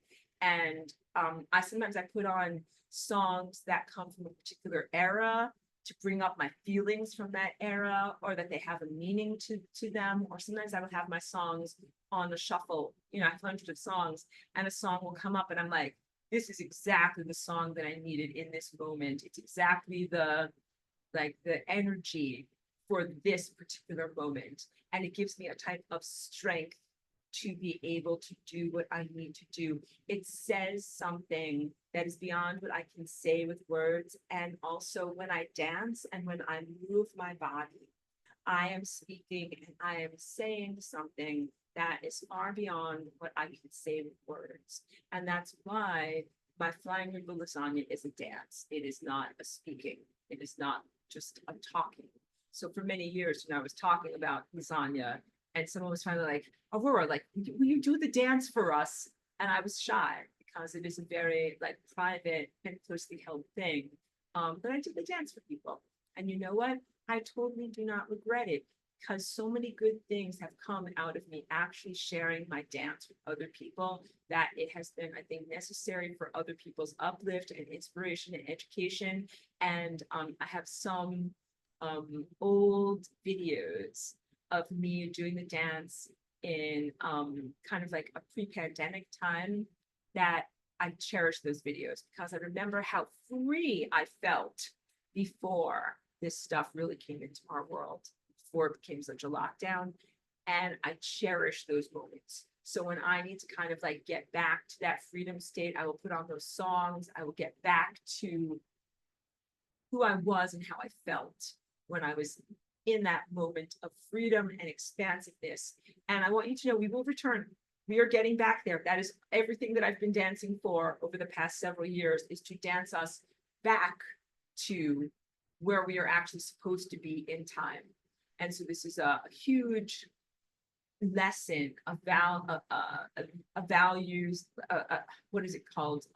When you exemplify something, but it's a lived lesson, not something that is just spoken about, of being taken like wildly off track and smashed into the mud, and then being like, this is not going to stop it. I'm going to do it anyway. Kind of getting up, getting out of the mud, and then getting back to where we're really supposed to be as an individual and as a collective. So that's the real answer. Like, you can't stop lasagna, even if they try to take you off track and smash you in the mud.